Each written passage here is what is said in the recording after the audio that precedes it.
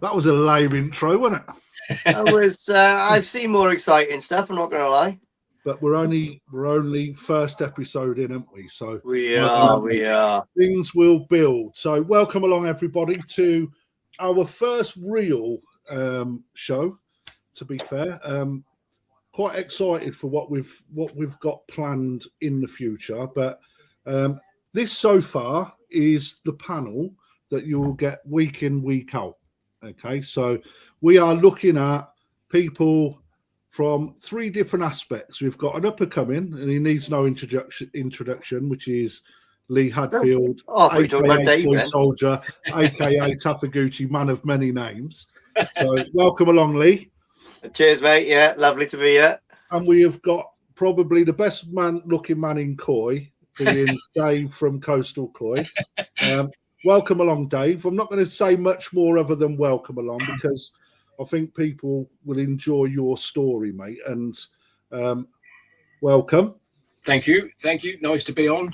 Yeah. So just to give people an understanding, Dave has never really been one for social media, and we've been talking for quite some time, maybe a year and a half. And I finally managed to get Dave to get behind the camera, because I really feel that the likes of me and Lee, we always see it on YouTube. We talk to everyone, and actually the YouTube community and the Koi community that don't know Dave are missing out on such an epic journey.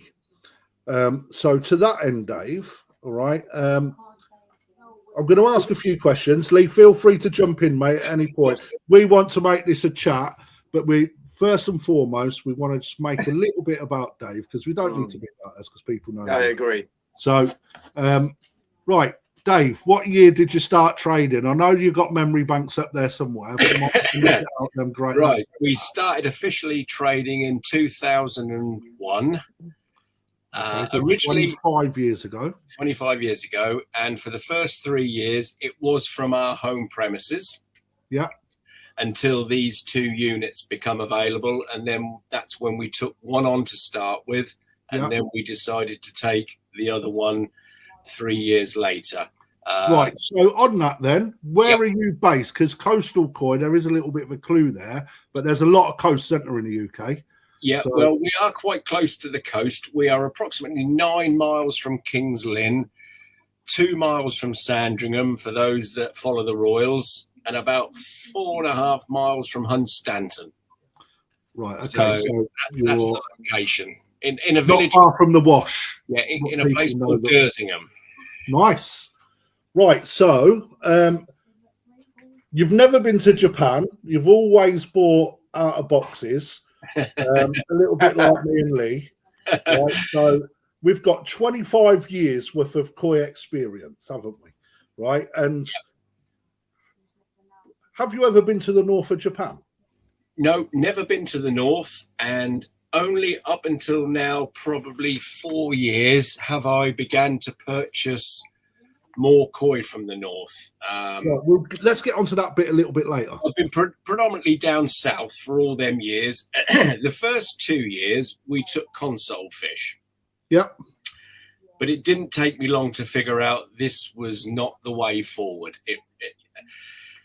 You know what it's like. There's nothing more disappointing than fish that you think you should be getting, only to open the box to find there's 15 in there, and out of them there's probably 5 you would have selected yourself had you have been in Japan, and you would just be left. The 5 were easy to sell, but then you were left with 10 that you really did struggle with. So we made the decision very, very early on that Japan was going to be the only way to source the Koi, and that was, to go direct. So initially we contacted the only sole agent for Ogata Koi at the time.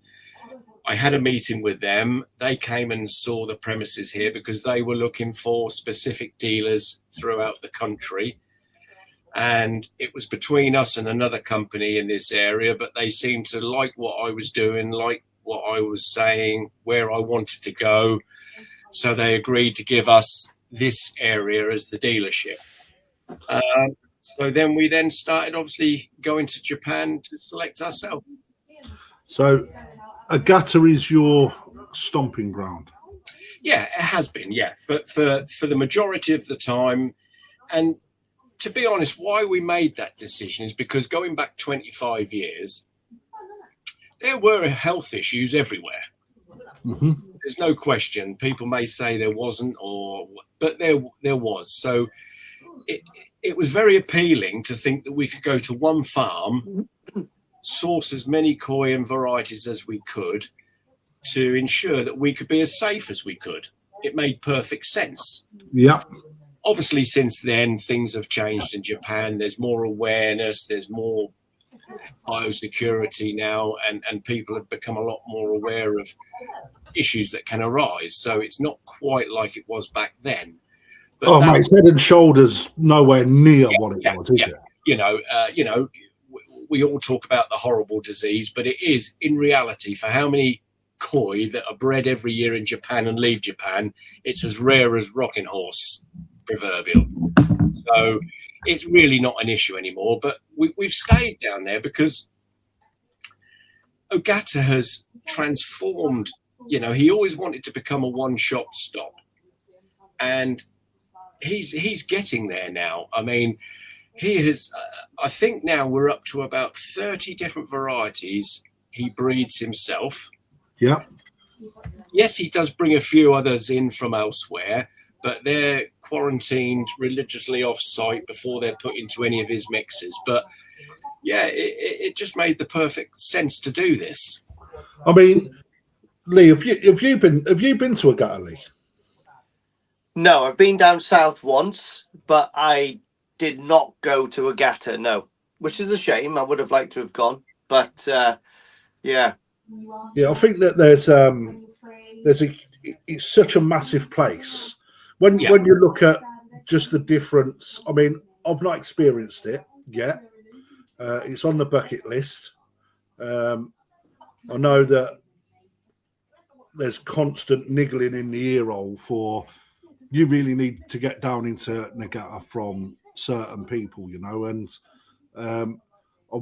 so Dave has got a YouTube channel from the business, and he put a video up about a year or so ago, and he shows you just the size of the establishment. And talking to Alan Tate actually a few days ago, because Alan's been down there, he said it's that big he couldn't even get round it in a day. Yeah, that's just what that video showed, was just what is on the actual site, where he's got half of that again off-site over by the rice fields. It's just a massive it's just massive entity now. Do you know how many mud ponds he's got, Dave? I think he's got about only 8, believe it or not, but they are the size of, like, I believe this year he's growing on something in the region of 3,000 or 4,000 Nisai. Right, so with his breeding program, then, is he using concrete ponds only, or is he moving? Is he being super selective for what he puts into? Super selective to what actually goes out into the mud ponds. Well, I think what he's doing, he will be super selective on his best fish, of course, but he realizes there's a market that people want maybe cheaper 2-year-olds. So, you know, one of his mud ponds will be used for fish that maybe another breeder wouldn't put into there because of space, or because they only want the top few to come out. But he tries to deal with so many different price levels. Yeah. That's probably why he has to put so many in a mud pond. Yeah, you'll be surprised, because it's not only, you know, you go in November and most of Ogata's Nisai are 50, 55, 60 cm. But if you go a month earlier, he has sales then for his smaller Nisai where you can purchase them from 40 to 45 cm. So he's trying to accommodate for all the different markets.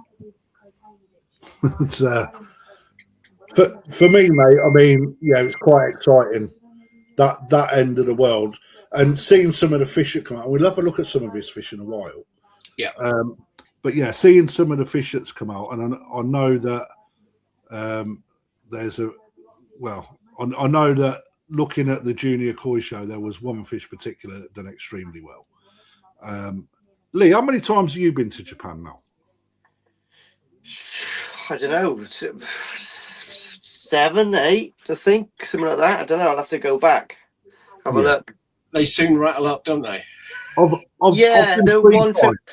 I think apart from the first, they all just, apart from the first koi farm you go into, they all roll into each other then almost, don't they?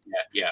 Because when you do go, like when I go over there with Ryan, I mean, it's not the same. I've been down south once, and I mean, you can only get 1 or 2 farms in a day there, realistically, can't you? Agata, probably just the one. Sakai, probably just the one, you know. But up north, geez, I mean, sometimes we get to Otsuka's half a dozen times in a day, like, you know, you're constantly waiting for everyone to come back from harvest. Constantly going past, don't you? Constantly going past. Yeah, Marihiro and all of these are on that main little thing. You know, you're shooting back and forth. I mean, God, I love the pace of the north. I think it's class. It's like, I mean, it was a lot better. I mean, the last couple of times I went, everything's turned into these events where you turn up and there is a ton of people there.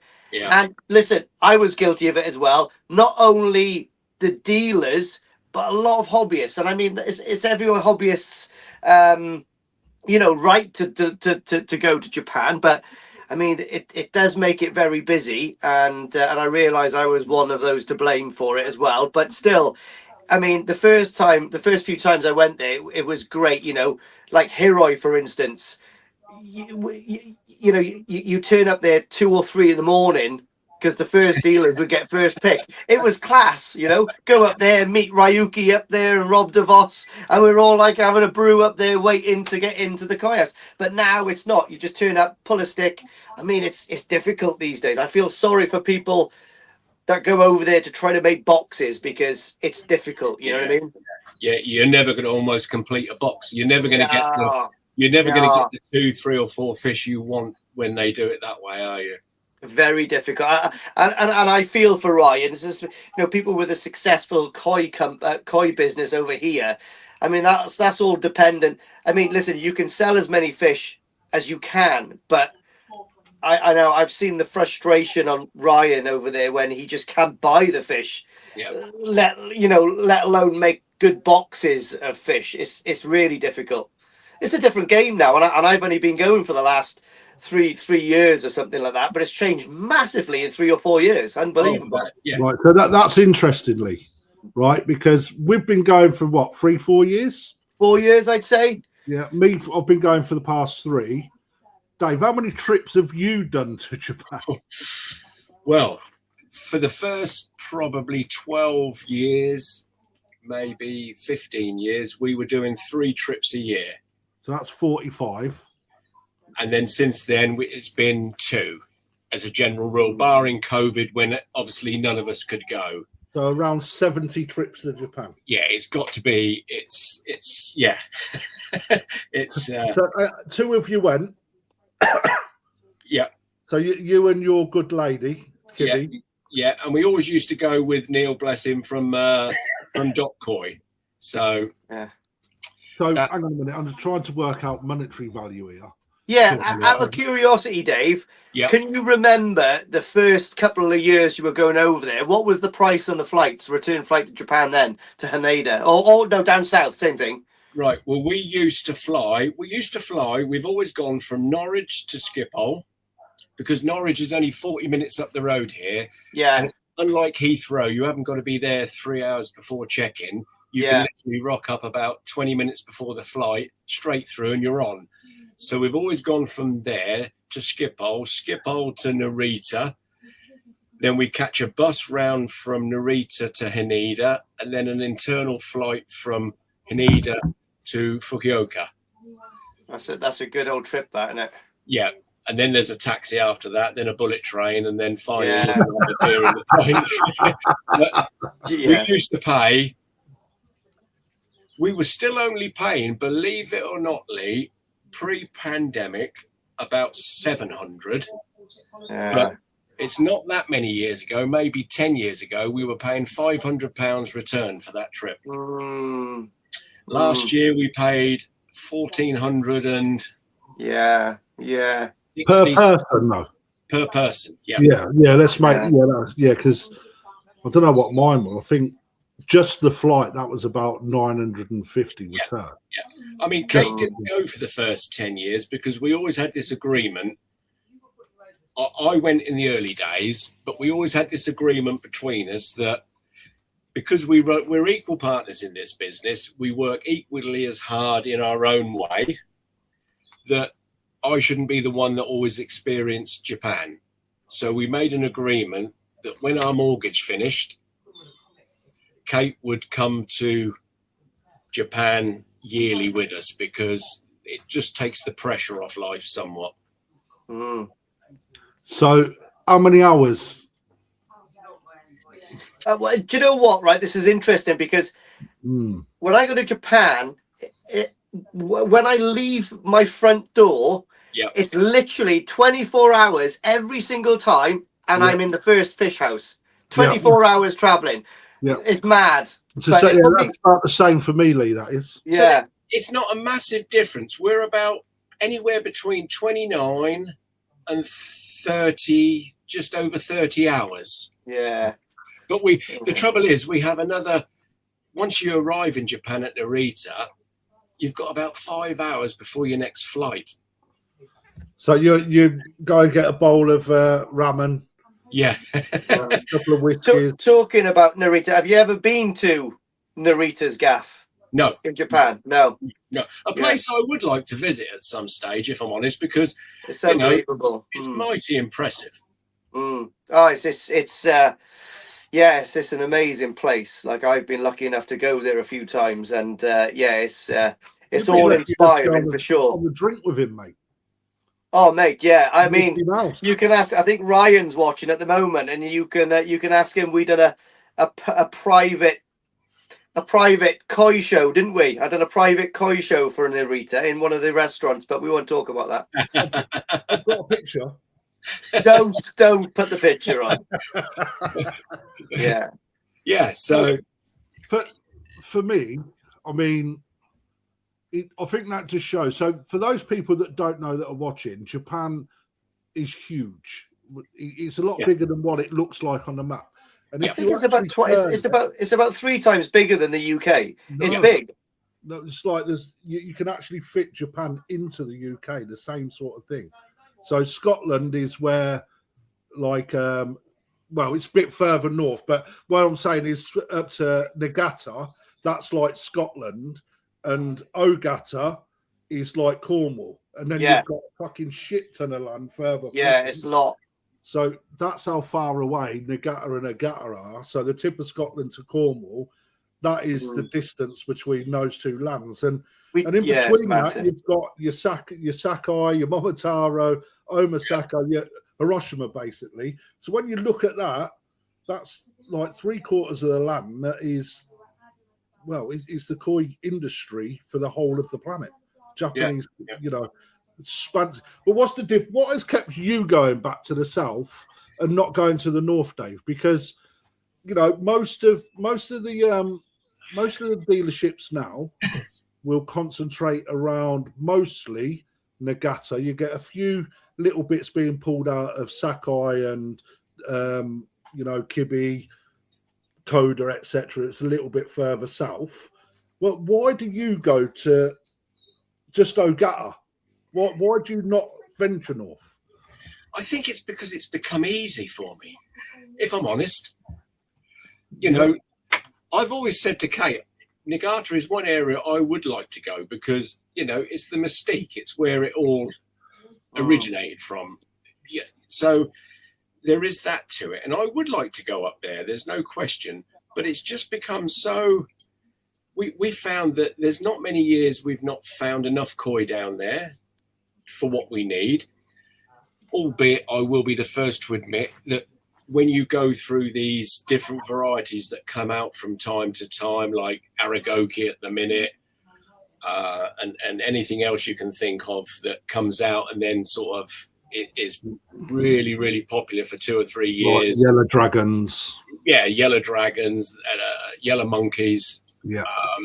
You know, yeah, we couldn't get things like that down there. But that said, between, you know, obviously we go to Ogata. We've always been for many years now with Okawa. Yeah. And then Ueno. Okay, so Okawa, people, there's not a lot of Okawa fish coming to the UK. No. Well, I mean, myself and Neil were probably, you know, I would say we were the first one. When we first went there, we always used to buy our Shiro Azuri from Ogata. Yeah, Shiro's. And his original parent was called Alps. Yeah. But he lost that. So he went a couple of years where his breeding wasn't quite as good as it was previous to that. Now, when we first went to see Yuji and Yonichi from Okawa Koi Farm, we just couldn't help looking at these Shiros they were producing. And, you know, we were bowling them and Neil was looking at me and I was looking at him and go, oh, my word, these are just incredibly good. So we started bringing them back to the UK. But, of course, you know, around that time, I mean, that's quite a few years ago now, there was only one place most people were talking about to get Shinoda. Azuri. Sorry, Omasako. Omasako, yeah. You know, and, you know, I wouldn't say that's not correct. If you've got the deepest pockets in the world and want probably the best Shiro in the world, yeah, you would go to Omasako. But for many hobbyists that want a really, really nice Shiro up to a certain price level, you know, there's many breeders now. You know, I think you've got Kobayashi, haven't you? Kobayashi, yeah.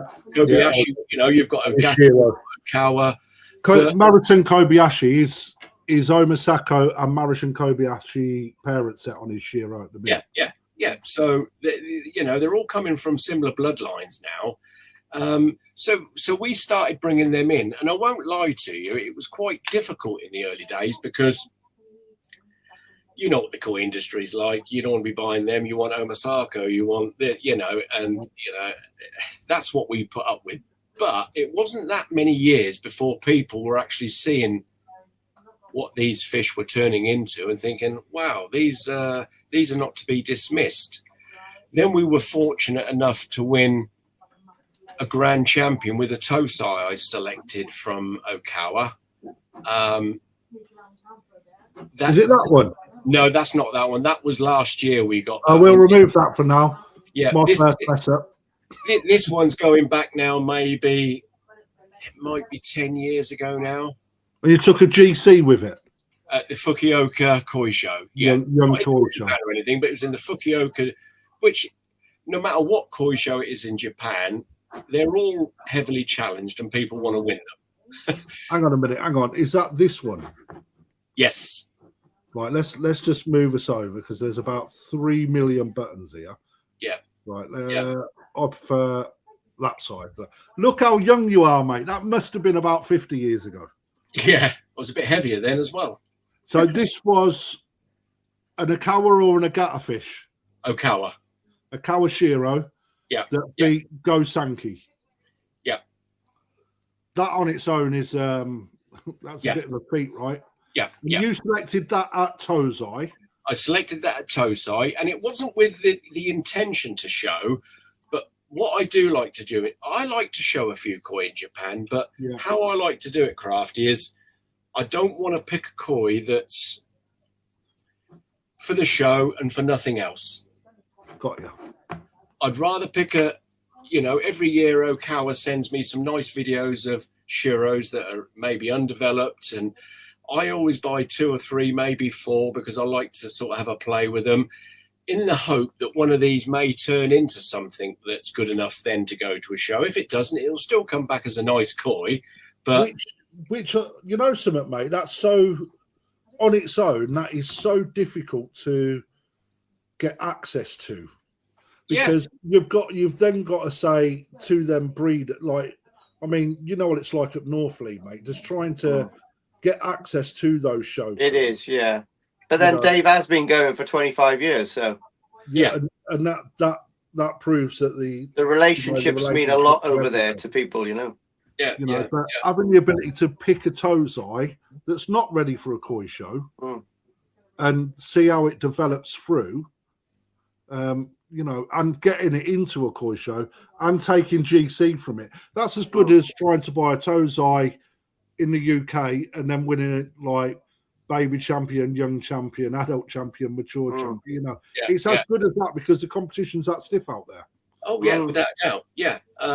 So, you know, this koi went on to win several prizes, and it was that koi really that then started to get the Okawa Shiros noticed back in the UK, and then people started to look at Okawa more seriously. I've only had one batch of Okawa Shiro, and there was one fish in the pond. I remember it because he had a body to die for, but the sumi was so deep in the skin. Yeah, I've had that as well. It was one of them fish that you was never selling, like not out the pond, because there was better fish that the sumi was brutal, like look good as it comes. Some sumi that was still developing, just starting to speckle through. Yeah. And they all sold bar this one. I put it into my main pond, took it off sale, and then 2.5 years in, the sumi started to come, but it would not finish. It still hasn't finished now. It sort of got to a point and done nothing else, which is really annoying because the body on it, mate. Was so powerful. Yeah.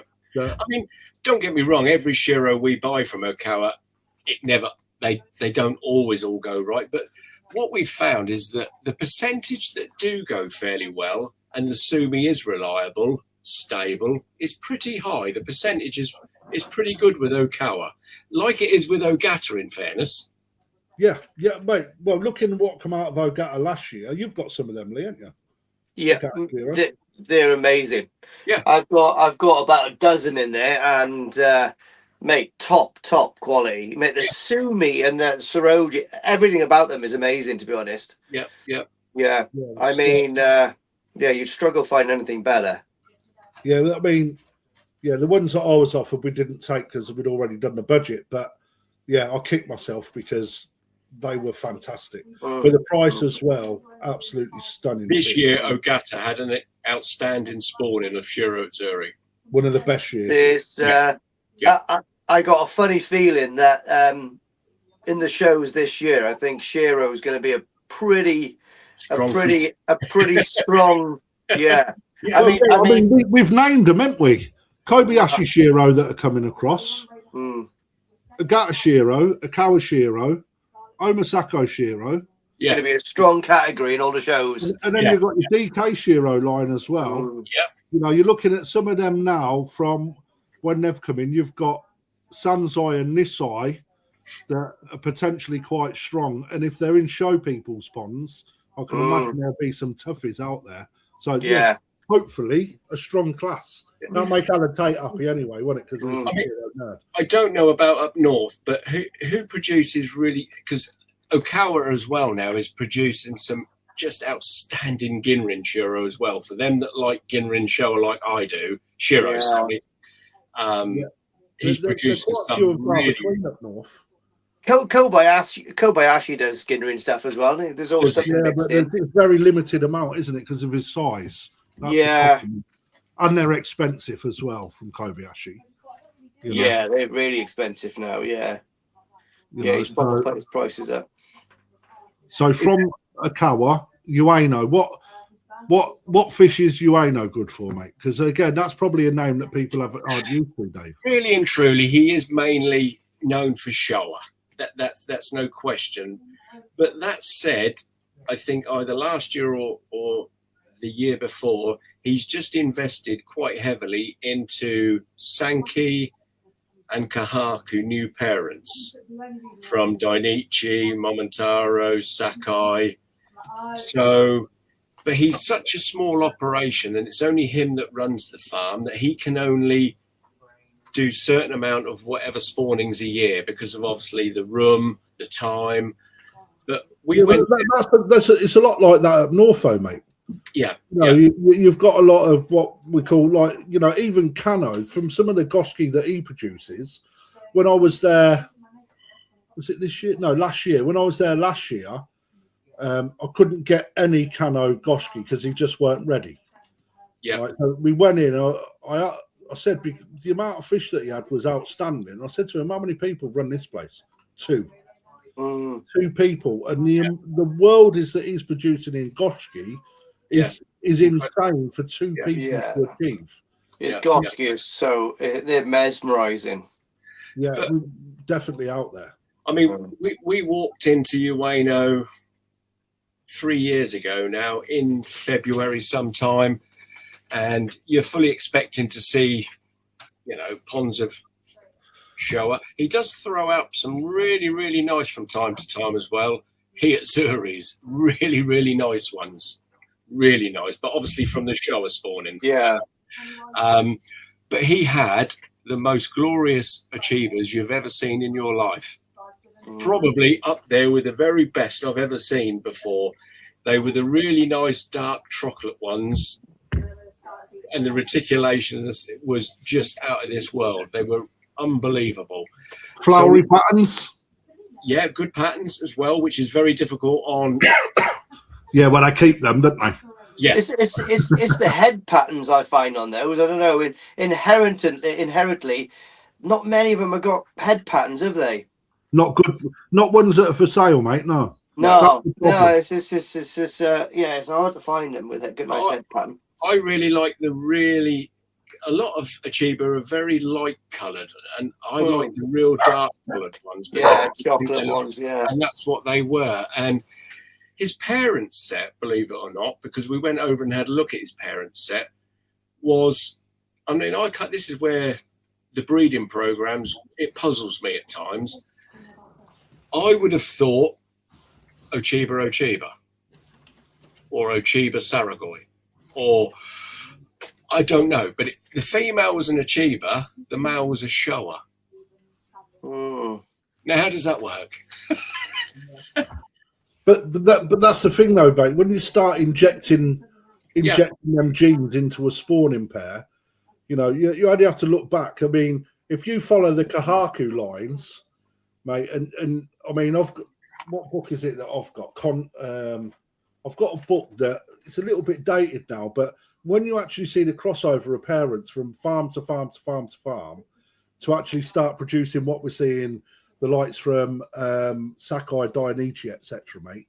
It's just insane the amount of years, parents, etc., that go all the way through that to get to where we are now. And then there's a YouTube video that come on from the one that I sent over to you, Dave. It's actually got the Dainichi brothers on, and it finishes on that episode. It finishes with one of them. I can't remember which one it were. But he turns around and says, there is never the right koi.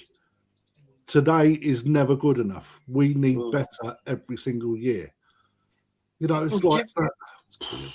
Do you know what I think as well? You know, when they're trying to put these different bloodlines together, you know, if it takes 12 months to realize that that's a go or that's a no-go. It's a long, you know, one koi farmer might take his whole career, you know, dialing down an actual variety.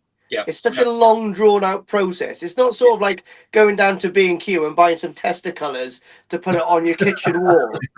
You know what I mean? But it goes further than that, don't it? Because when the Shinkokai get involved, I mean, that they start to look at ensuring that those stable sets that are well produced are actually then split amongst different dealers to make sure that if there's an earthquake and a loss, they're maximising keeping the bloodlines and the varieties stable. I mean, you're part of the Shinkokai, Dave. Yes, yeah. I was asked to join by Okawa, Yuji. Okay. Because Yuji's brother, Yonichi, he's in charge of it down south. Are you are you au fait with what the Shinkokai is, or what they actually do on the world stage? I've got all the literature. So basically it's a prestigious club where you really, the best way of being part of is being invited into. Yeah. You can buy into it, but that's a little bit of a backdoor entrance. Yeah. And if I'm honest, that's cheating. You need to be invited to as a prestigious member, in my opinion. You're not buying a badge. That is a sign of respect that the Japanese see in a dealer. Now them guys they overlook the National Koi Show in Japan, the All Japan Koi Show. They overlook all of that, and they are sort of like a governing body for all dealerships to make sure that the koi industry is advertised properly around the world, and that dealers are also supported around the world. Yeah, and they're very good at trying to uphold standards and that. But as I say, we were asked to join by Yuji at Okawa Koi Farm. So I think we've been members now maybe 4 or 5 years. Okay, so it took you a while to get in, which says a lot, Dave, doesn't it? When you're winning GT and stuff like that, it shows that if you buy your way in, it's a little bit, it's very backdoor. Yeah. I mean, some farms it takes you a little time to get.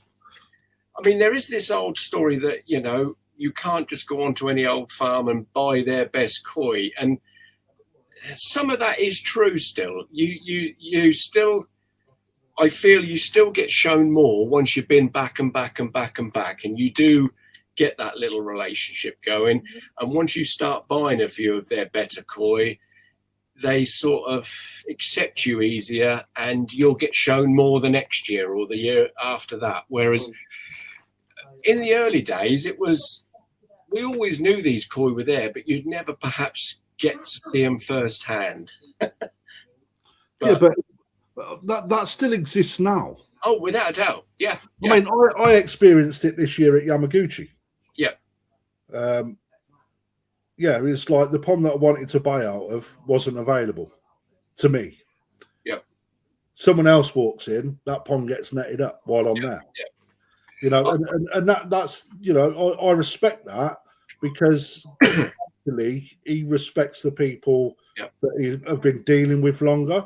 So he'll give them the better quality. They spend the money. I mean, to be fair, some of the fish that he was selling were fucking that's my first swear word of the night. Are extortionate prices. Yeah. And well worth the money, don't get me wrong, but it's like, it's a different level. Made up a box of 15, 20 fish. It just would have sucked my budget up, Yeah. I mean, to give you a fine example, I mean, up until 3 years ago, Ogata would let you go and have a look as much as you like in his main Tatigoi house. Yeah. But if you was to ask if you could purchase one, you'd just get a stern look and no reply. But that happens everywhere, don't it? But the last 2 years, was it 3? He said, yes, you can purchase if you want. But be warned, they're between this and that, depending on what you pick. And if you're happy with that, he'll net the pond for you. Right, so talking of prices now, negotiation, has that disappeared in Japan? With certain breeders it has, yes. Is that because of the amount of influence that we're seeing from other parts of the world coming into Japan now? I believe so, because you've got to remember now, I mean, to give you an example, Crafty, when we first started going to Japan, our first trip was about the first week in March. No Tosai would be available in Japan before then. Then we'd go back second week in April, because then they were releasing the better Tosai after they'd made their selections. Yeah. Now you've got them going out end of November, beginning of December buying Tosai, and it's all now because of the Asian market.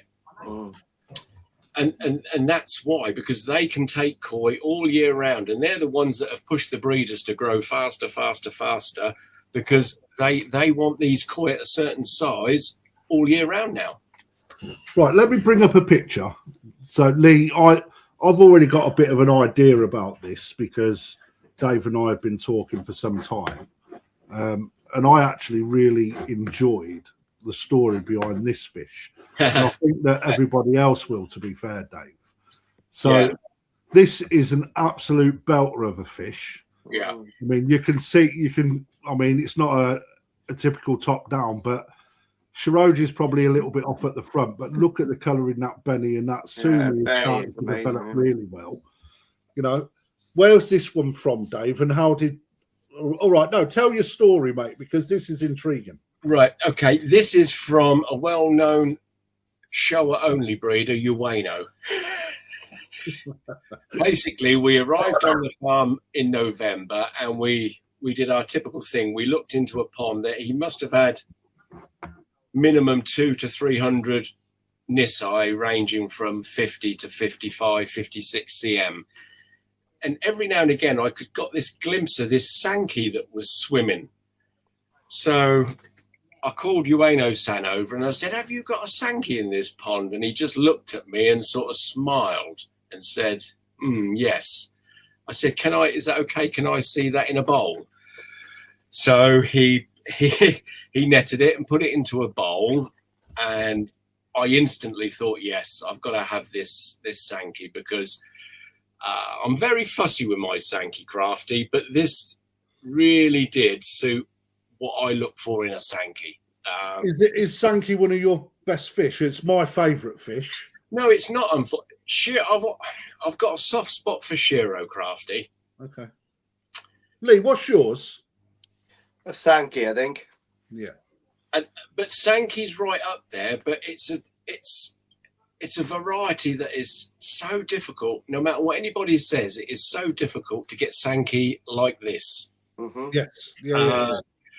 So basically, we put it in a bowl, and I asked him for a price.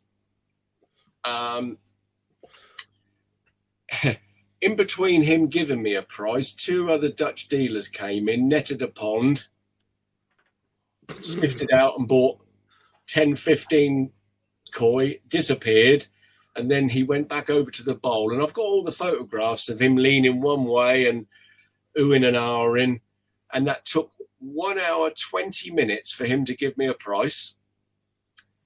So he was longing you out, hoping you'd walk away. Yeah, he was. I think he was hoping I'd get bored. And I said, I'm not going anywhere, so let's get the price. So he gave me the price, which, I knew would be there or thereabouts. Yeah. So I never forget. I said to Kate, right, let's go outside now. We'll play Ueno-san at his game. We'll let him wait now for 20 minutes. So we did that. And then I went back in with a calculator. And I always find with somebody like Ueno-san, if they give you a price, they will move a little bit as long as you don't take the absolute. Yeah, take the mick out of them. Take the mick out of them. So I put another price in front of him, and he ummed and ahed for a couple of minutes and then shook my hand and said, yeah, thank you very much. So that went on, and that went to one show at about 73 cm and got a second.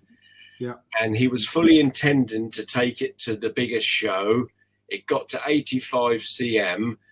And I went out to the All Japan show in 2020, I think it was, when COVID was just kicking off. Yeah. And I saw Ueno-san there, and I thought, he doesn't look very happy, or he doesn't look very... and then eventually he came over and said he was so sorry he'd lost that koi. Wow. And to be honest... Did we know how it... Did you find out how it died, or... No, he said it just became. He said it just stopped feeding. The gills weren't moving like they should. Yeah. And obviously, they will try everything that, and even things that we don't even think of trying. So I always believe that if a breeder can't save a fish, But then no one can. Nobody can. Especially So, a Japanese breeder, right? yeah. You know, that's been doing it for dogs years. I mean, and that just proves that it happens to everyone, right? Oh, without a doubt. Yeah. You know?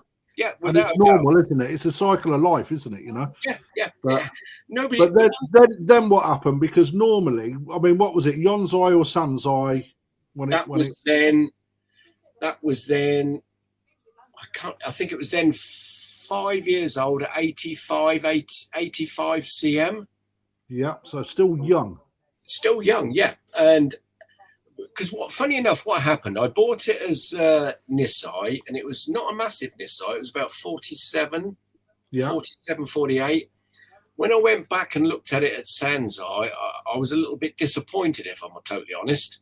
Yeah. I thought the Benny was a little bit down. I thought the skin just didn't look good. And that was in November.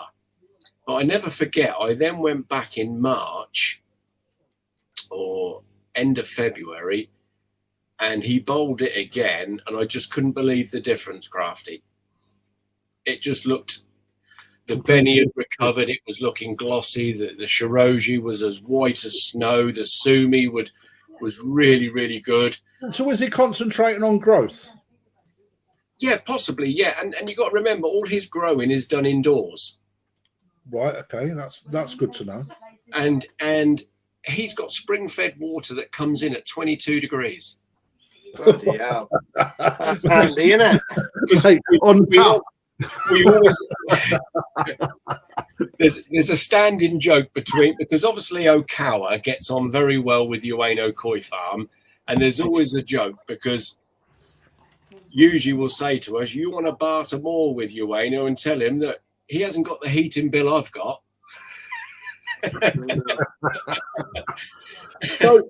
So it went from fabulous to not so fabulous with a decent amount of growth. Yep. And then he turned it round to what was a work of art. Yep. That was worth showing at the All Japan Koi Show. Yeah, in a matter of from November, so December, January, in less than 3 months. Mm. Did he ever tell you what he done to condition the fish? No. I think when he's growing, he uses a different food. Yeah. And obviously that drops the skin right off. No, he didn't. No, in fairness. Now, that'd be interesting to. Yeah. Unless it was just a natural, maybe through the summer months, the water was quite hot for it. Do you know what I mean? Yeah. And then it just drops down to then the 22 degrees, which was his source water possibly. Yeah, which is just enough to let that skin pop again. Does he chill his? Do you know if he chills his water? He'll have mains water going in there at certain times, no doubt. He'll have to try and control it. It's a bit like Ogata. Ogata's got town water going in full time on all his ponds as well. Yeah. So I'm wondering if because when you start bringing that temperature down to 18, you know that's pretty much the perfect sort of conditioning temperature. Yeah. I I can't imagine, in fairness, there's many breeders that can get down to that temperature at certain times. Nowhere near that. Not in the summer, no. Jesus. Not in the summer. What sort of temperature is it down there in the winter?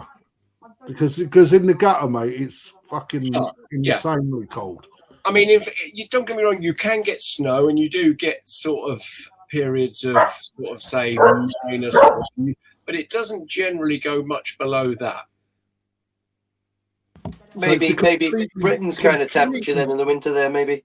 Yes, yeah, pretty much similar. And that in so I've just seen Vince message you in the comments, but I don't know who that was for. It just shows the difference from down south to up north. Oh yeah, I mean their growing season's probably got to be a month longer down south, hasn't it? Hence why, I mean, I don't know what up north, when do they start harvesting their ponds and getting them all out of there? I mean, I know some are getting later and later. Yeah, between it was October the 1st to, I mean, it depends. Like I've been over there I think the first year I went there, they were doing it from October the 1st, and then ever since then, it's been about the 14th of October, isn't it? They start taking the Tozai out. Yeah. Mm. Yeah. This year, I say this year, like the harvest last year, that was when Ryan went out, mate. I think he was twiddling his thumbs a little bit for the first 2 weeks he went out. Yeah, because he went over there, I think just about the 1st of October, maybe just before. I rocked up then about the 14th of October, and that's when it started to kick off. Then slowly reluctantly they started to take them out, because they do really hold on as long as they can. Yeah, of course. Yeah. I mean, down south, generally speaking, like Okawa, he's doing his sort of second harvest, probably first getting towards the second week in November. Mm. Have you done any harvest yourself, Dave, or you steer clear of that? I've Strictly business. Yeah, I could have gone on one before now with Okawa and Ogata, but I'll be honest with you, Crafty, that side of things, if I had my choice, what I'd like to go and see on the farm, that would be how they do their culling. That I would find a little bit interesting, but the netting of a mud pond doesn't really float it for me, if I'm honest. No, but that's the good thing about the koi hobby, isn't it? Yeah. You know, I mean, a lot of koi hobbyists. I mean, when you're dealing, you know, as a profession, you know, it's like you've got to use your time wisely when you're over there, because it's so limited, isn't it? And when you're a hobbyist, it's sort of like a little bit of a holiday, and getting your hands on things like that is an experience that. You know, I mean, Lee's you've done a few, obviously, mate, haven't you? Well, I've done quite a few, actually. I've been really lucky. I mean, I've done harvests where it seems like I'm going to Alton Towers, where there's loads of people there, which is, I mean, not very enjoyable. And then I've been super lucky I've done a harvest with Kansuke, literally solo with him. Drove to the mud ponds, harvesting his Nisai. Magical. Just me and him, mate. It was amazing. I've done him with me and Takano and one of his staff members. So I've done really nice exclusive ones, which is really magical. I mean, it would be a dream for anyone to do that. You know, when I done it with Kansuke, it was just amazing. Like, apart from me dropping one of his Nisai down a bank, but I did get it afterwards. It was incredible, yeah. I mean, a lot of Ogata's ponds are that deep and big that they can only do it with a crane and a big basket thing, how they do it with now, because of the size of them, the depth of them. They're just huge. Yeah. It's a great thing. I mean, the culling part would be really interesting. I've never witnessed that in you know. But that would be interesting. But that's normally happening kind of when people are not over there buying koi anyway. Yeah, well, it happens at the wrong time for a dealer, because it's going to be April time where they start the first spawnings, and we're busy with koi in quarantine. That's right. Yeah, koi for sale, so it all works wrong for us. Yeah. Right, I'm just going to shift. Ryan's in. He totally agrees with you, mate. So there you go. Right. I'm just going to shift gears a little bit. Right, with Lee's new venture coming on. Yep. Right. Now we all followed Lee for years on end on YouTube, and he has invested a huge amount of money, time, and effort to get where he's got. Right, and I ain't blowing smoke up your backside, mate, but. You know, I think that you're living a lot of people's dreams at the minute. All right. Now, Lee finds himself in a place where that first flip of the coin is going to happen, is going to open up into the big wide world. And he don't know what I'm going to say here because we haven't spoke. And I was thinking, right, there's what you said earlier, Dave, where you started up your business, just two of you from your back garden. Yeah. All right. Lee has just started that venture now, and you're 26 years into your tenure. Yeah. Lee's just about to start. Yeah. Right. and it's a little bit like, look at what you can do for me. And so I'm going to pull in on your experience, mate. All right. First and foremost, I know that we've spoken before and you've said to me that you're going to be open and honest. All right. How much did you spend? Number one, before we get into the main nitty-gritty that is for Lee, how much money did you invest into your business to get it off the ground? I started on my credit card with £2,000. Wow.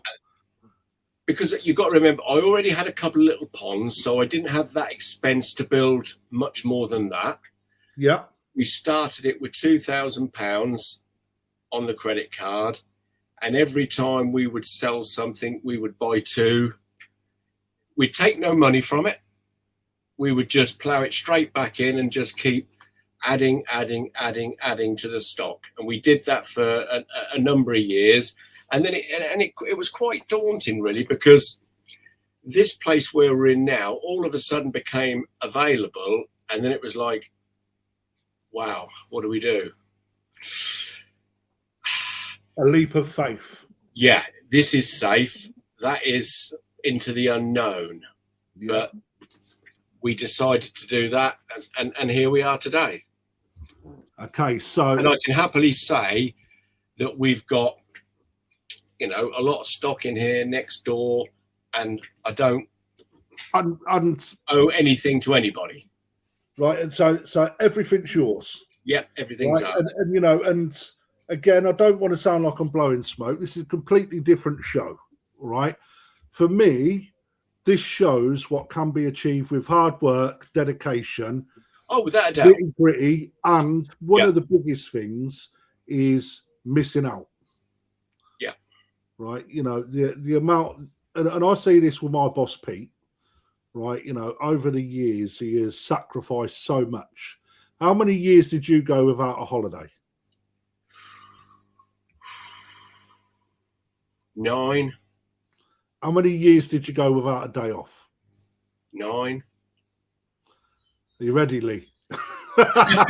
I'm ready, mate. Yeah. Lee, don't do it. No, yeah. But to be honest, back then was different because the world has changed massively in the last 10 years. I mean, when we first started, hardly any internet. No internet. Hardly. Well, I mean, we had a website back then, and we were one of the very few that had a website back then. And I could never, somebody was saying, why do you want to do something like that? I thought, well, this seems to be times. This is where it seems to be going. So we had to have the shop open all them hours, and you get afraid to shut one day because you might miss somebody. But now with internet, social media and everything else, you can quite easily now, tailor your business to have the days off a little bit now and again, because they've got the option of going on your website and having a look what you've got, or, whether it's WhatsApp you do or whatever. So, but the one ingredient that Lee has got, which holds him in good stead, well, he's got two, really. Well, you got more than that, Lee, but I'm all ears.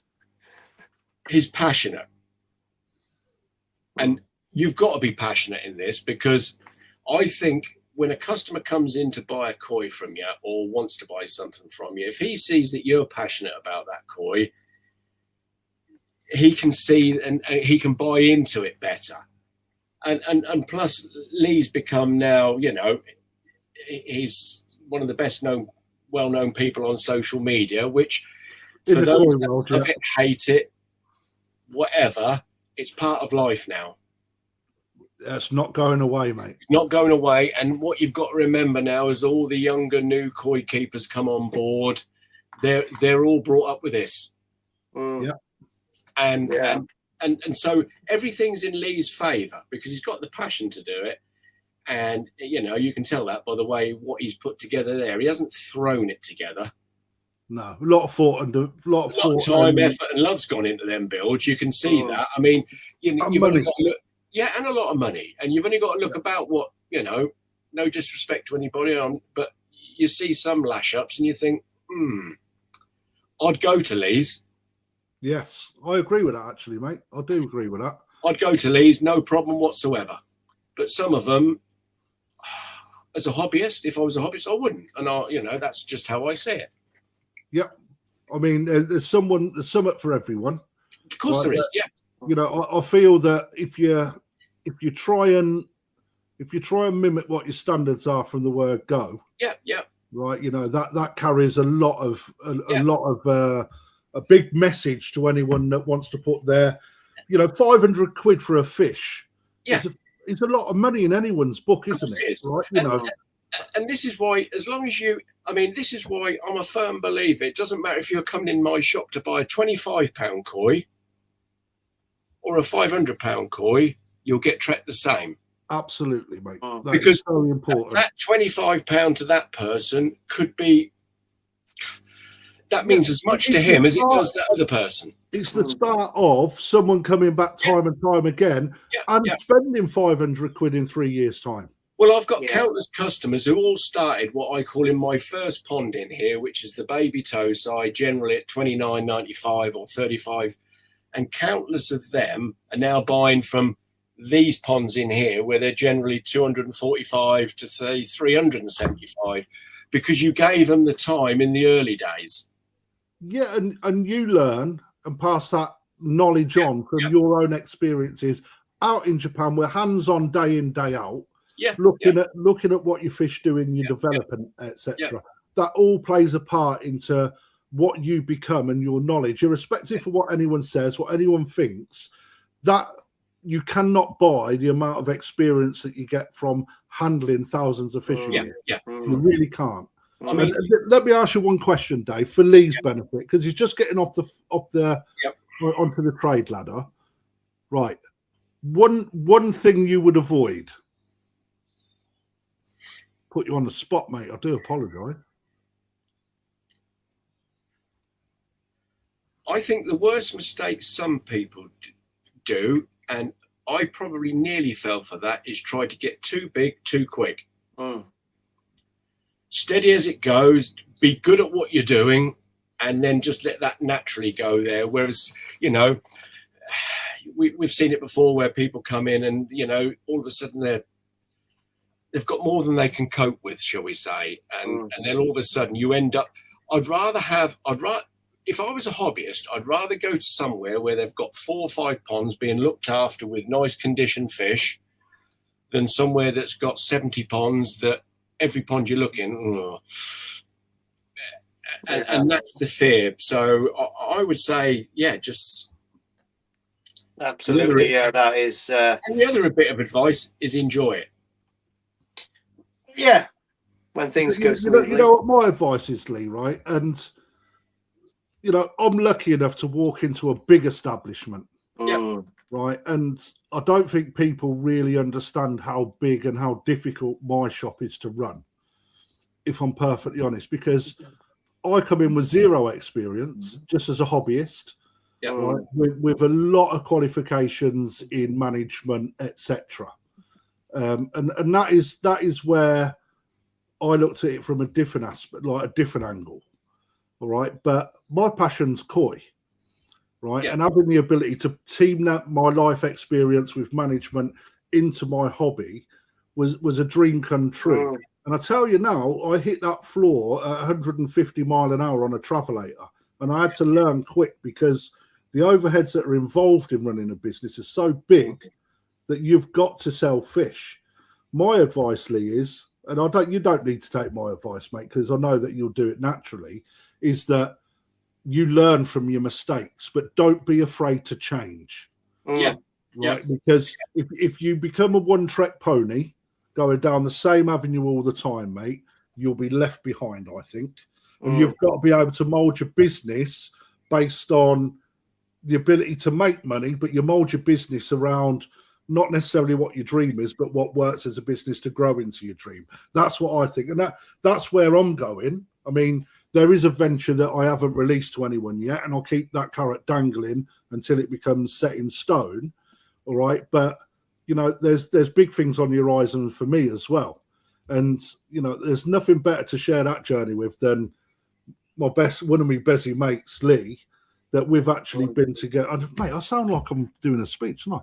It's like you know, but to see us rise in the same sort of grounds from the same sort of back. Yeah. Lee and I joined the army at the same sort of time, left the army at the same sort of time, had family issues that were pretty much identical at the same sort of time.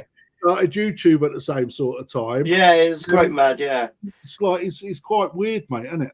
You know, yeah. but I am one of, irrespective, he's my friend, but I'm also one of his biggest fans, and I really want to see this dude do well, man. And I think you've got what it takes, Lee.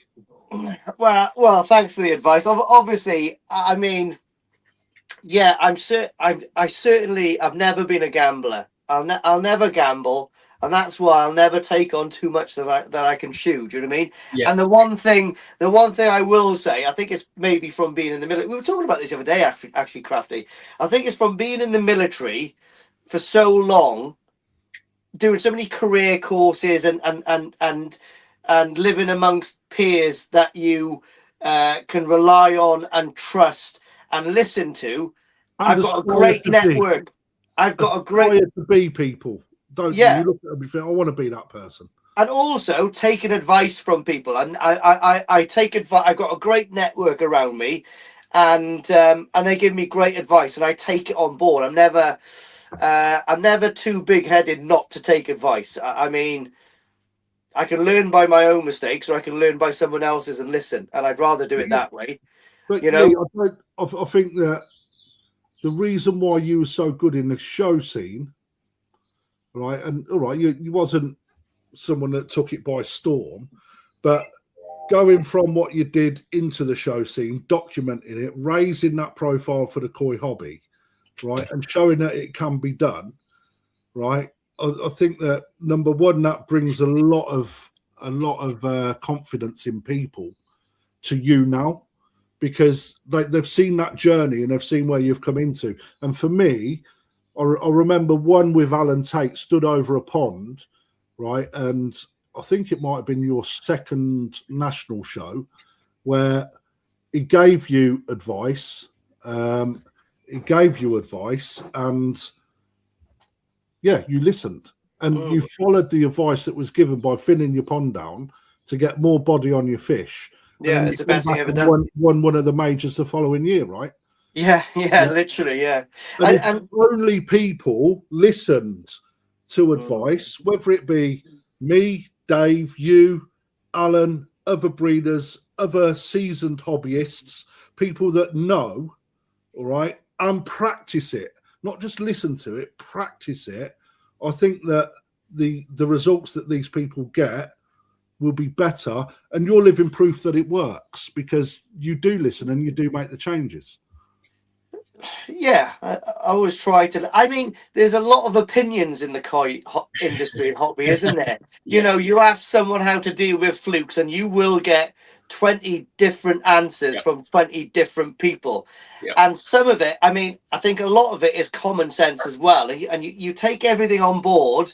Maybe you disregard some of the stuff that you think won't work, but then you've got those 10 answers that you think, actually, I can see common sense with a lot of those. And then, I mean, you have to take the advice, but then you do have to, I mean, follow your heart sometimes. And you've always got to pick that one piece of advice that you want to. So, I mean, yeah, the advice that Alan gives obviously is going to be taken on board, because, I mean, he's one of the most, you know, senior people in, you know, that I know has kept with koi. age as well as knowledge, Lee. Let's just get it out there. He is old. He's pretty old, mate. Yeah, I didn't realise how old he was until I was talking to him last weekend. But yeah, he does smell of mothballs, piss, and cabbage. But I'm only saying that because I'm never going to show again in the UK, so it doesn't bother me. But yeah, it's all about advice, and just slow and steady, catchy monkey. That's it, you know. All right, and so biggest challenge getting a business off the ground? To Dave, obviously. No, to you. To me, what, this business? Yeah. Oh, I don't know really. I don't know. I mean, like I said, I don't gamble, so I've done everything correctly. So there really hasn't been a challenge. Obviously, it's money. There's effort from doing this. Obviously, I've got an understanding family that realizes I'm down here, fiberglassing and stuff. And I mean, taking good advice off you and Dave and the boys from Exclusively. I mean, it all. I think if you do it correctly, it's not really been that difficult so far because I've taken advice on board and done it the right way. So I'm quite happy that it's been quite. I shouldn't say this, but it's gone quite steadily so far. But then I'm not really a business yet. It's not really fully functional yet. I mean, yeah. But like what Dave was saying, I don't owe anyone anything when it comes to finances. So every brick and every pump is paid for. I don't owe anyone anything. Do you know what I mean? That's so a good position to be in, Lee. yeah. I mean, it's not to say that I'm not gonna need someone to scratch my back every now and again, Ryan. So we'll go from there, But the truth is, mate, all right, we do scratch each other's backs, don't we? We should do, and that's the one thing I think it's the same as every business. Listen, I mean, there's about 4 tattoo shops. Oh no, there's about 6 tattoo shops in my town. I mean, we don't all think the same way, That's a proper comment. Well, yeah, I mean, I think the industry should bounce off each other, but then again, it is competitive, isn't it? Everything's competitive, It is, but there's enough customers to go around. I think there's enough customers to go around, yeah. And if we can show that we can work together, I think, yeah, you got to keep an element of decorum, but if we can help each other, we should. I think so.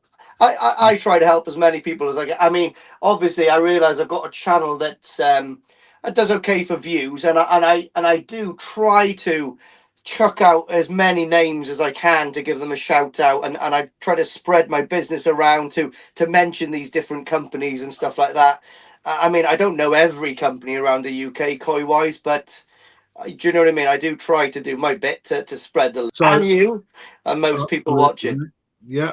So I want to put it out to the guys. All right, let's get a few questions in because I think we've got about 25 minutes to go. I want to. We're not covering everything, and I didn't expect we've got stuff that we wanted to discuss, but I think that we've talked enough. Let's have a look. There's a few questions coming from Alan, but any questions, aim them to individuals, aim them to the panel.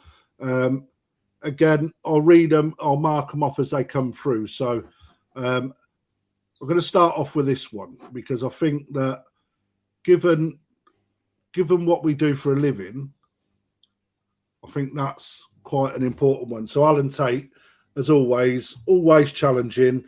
How do you pick out Tozai with potential for the future? Dave, come on, because you're the new kid on the block. Well, me personally,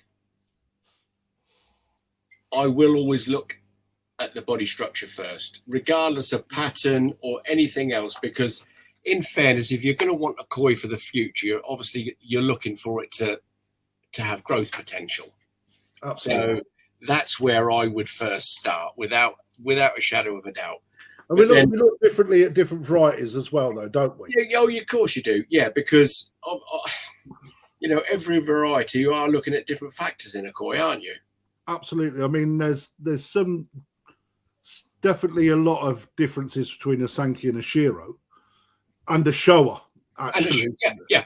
I mean, body lines on Showa and Shiro are very difficult, and miles apart.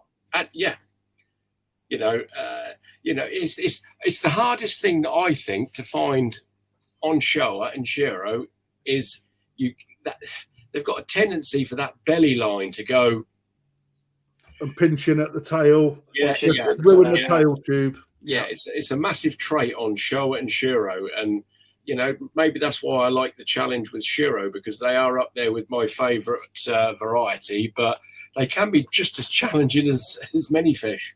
Outside of structure. Next one.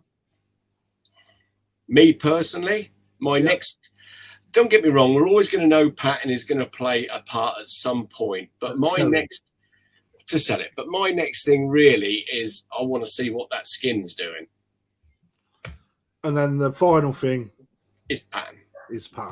But the thing is, we was chatting about this yesterday, actually, Dave, weren't we? When we was, I got to say about what we was discussing in Shiro, because I think that's down to us as dealers to be able to, you know, have that eye. But there's little things that when you're looking, you have got 30 seconds most, 15 seconds maybe, before you're going yes or no, yes or no, yes or no. Yep. You know, and because irrespective, like unlike anyone that comes to buy a fish, mate, they'll hang over the top of a. I mean, everyone, you're going to have it, Lee. You've definitely had it, Dave, where customers will 2 hours in your shop just looking in the ponds. Yeah. You know, before they say, "Can I bowl that one up?" Yeah. You know, and you know they've spent 2 hours looking at something that you've looked at for 15 seconds. Yeah. It's just mental, isn't it? But a lot of those customers is looking at those things. I can remember. Okay, I'd like to think now I can pick something decent, but like I can remember when I first started, I wouldn't act. I know I wanted fish for the show scene because that's what I wanted to break into, but I didn't know enough how the fish develop. So when I was a hobbyist looking for stuff for the show scene, I mean, I can remember to go to Koi Water Barn straight after lockdown, and I can remember looking into his Issa Showas and Sakai Kahaku, and I know I wanted these for the show scene, but I didn't know how they were going to develop. So that's what took me so long to decide, because I was trying to remember all the things that I'd been told, limited knowledge that I knew, to try to pick these fish. And that's sometimes, I mean, I think that's what people get confused at. They just the frustration makes that a slow process for a lot of hobbyists, I think. I mean, that's where coming in when if you've worked with a breeder for a certain period of time, you can then start to understand how their sumi appears, when it appears, how it, you know. For example, we know with Ueno, some of Ueno's Showa, don't expect them to be finished in 3 years, 4 years. It can be 7, 8, 9 years. Some of one of his lines of Showa. So, but as long as you understand that and accept that, that's fine. So, but selecting, like I said, I've been to Japan so many times with Ryan now, and stood over his shoulder and watched him select stuff that really you wouldn't select, but he knows those fish so well that when they come to the UK, they're going to be a different fish after QT. Some of the Shiros, some of the Goshki, mate, some of the stuff he buys, no one else would be interested. All the other agents that's shipping these fish to different parts of the world would not be interested. And Ryan is raking them in hand over fist, I mean, knowing. A classic example, Lee, is that I've got some Kawakami Goshki this year, and I guarantee you that if they were looking like what they do now in Japan, they'd have been double, treble the price. If some of them, they would. There you go. But it's knowing that I don't think that would have developed any further than when that came in Japan. It was never going to.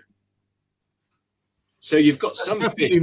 Definitely not, Lee. As Dave, when that comes in our waters, mate. Yeah, I mean, the Kawakami fish I've got are changed so much in such a short period of time. Yep. You know, I mean, I've had the body on. Is that been sold yet? Yes, it sold yesterday, actually. Yeah, the body on that is gorgeous, isn't it? I'm not surprised, to be fair. I mean, I had an interesting conversation with Ueno this time, and he literally said that on some of his spawnings and whichever parents he uses, he openly admits that some of this sumi will never be good in Japan. Yeah, that's true though, isn't it? You'll keep that one there forever and a day, and you're never going to get the sumi any better than that. Whereas then you see another shower that he's got there that the sumi is up and looking fabulous. So he'll often say, you know, if you want now to finish that core, you're best to ship that now and finish it in the UK. Which surprises me as well, because when you look at the likes of what Kano produces, what Hiroi produce, what Kawakami produce and Kase, right, in their showa, you know, 3 out of them 4 I just mentioned, that they can get their goshki black as they come. Yeah, they can. You know, but they do use specialized, like, better ponds for bringing that sumi development on. Again, though, you know, this is a variety that not a lot of people, I personally don't believe that a lot of people really understand very well. He's a bit of a favourite. A lot of people go for that nice black skin with the red floating benny. Yeah. But that was only produced through a breeding program because them fish look stunning like that. But they're not even traditional goshki that way. With a line of showa that was brought into the breeding lines to make that sumi come more. And the more traditional is actually the back end of that koi, where it's a lot more gunmetal grey with robing that goes through, like, head all the way through to tail. Almost like an asagi. Yeah, totally, mate. You know, and it's quite interesting to see. I mean, I sold a Kawakami goshki today, and somebody has clearly been listening to the appreciations and advice that has been coming over YouTube, which is go for the ugly one that's grey, right? I mean, this here, how long, Dave, before that gets fully developed, would you say? All right, the temperatures are going to warm up a little bit in the UK, obviously, but I would expect by the end of this year, that's going to be looking somewhat a lot darker all the way. I mean, this was, when it came in, it wasn't even as dark as what that's at the back end of the tail. Yeah, the same as mine, Dave. Yeah, so it's transformed. I mean, this is the thing, Crafty. If it was me, I quite like the look of what's happening on the behind the first Benny, the Dana Benny. Yeah, that's nice. If that fish could stay like that all the way down and not go any darker, Absolutely. I'd be more than happy. Yeah, that to me, it might, for my preference, Dave. Yeah, that is how a goshki would look absolutely insanely good, mate. Absolutely, and that's one reason I quite like Kawakami goshki. Yeah, I think I like Kawakami. The sumi development's a lot slower than other breeders out there. And I'll tell you what I've noticed with some other breeders. I've had other goshkis from other breeders in Nagata, and their goshki line seemed to really pinch bad at the back. Okay, yeah. A lot of people don't look for that bit either. But you're quite right. You see that in Kase actually as well. Yeah. But I mean, this is one that Lee selected out when we had an auction. Yeah, I mean, look at the Benny. Straight away. Now, I bought this up purposely. I mean, it's obviously sold, right? But there was a lot of comments with regards to the balance of the pattern in this fish. And I think that with the help of Alan Tate and the team that come down to do the koi seminar at the weekend, that was an absolutely fantastic success. People's opinion that took that small little course, and it was only a small little course. If that fish with more body in it, okay, with the same quality Benny and the sumi coming through now, finished, as long as you keep that skin looking fantastic, which that does, it wouldn't really play a huge part in the scoring process in the UK. No. But you know, people would not bid on that fish potentially just because that in the rear tail end of that, it's so one-sided that, you know, that it puts them off. And I don't understand it, but it's just where people take one variety into another, and you don't need to carry like that Kahaku type pattern across onto goshki, etc., because they develop in such different ways that you're looking at different qualities. I mean, how many times do you see a goshki, Crafty, which hasn't got what most people would say the best pattern? It can be very sporadic throughout the body, but when the sumi comes, they still look absolutely amazing.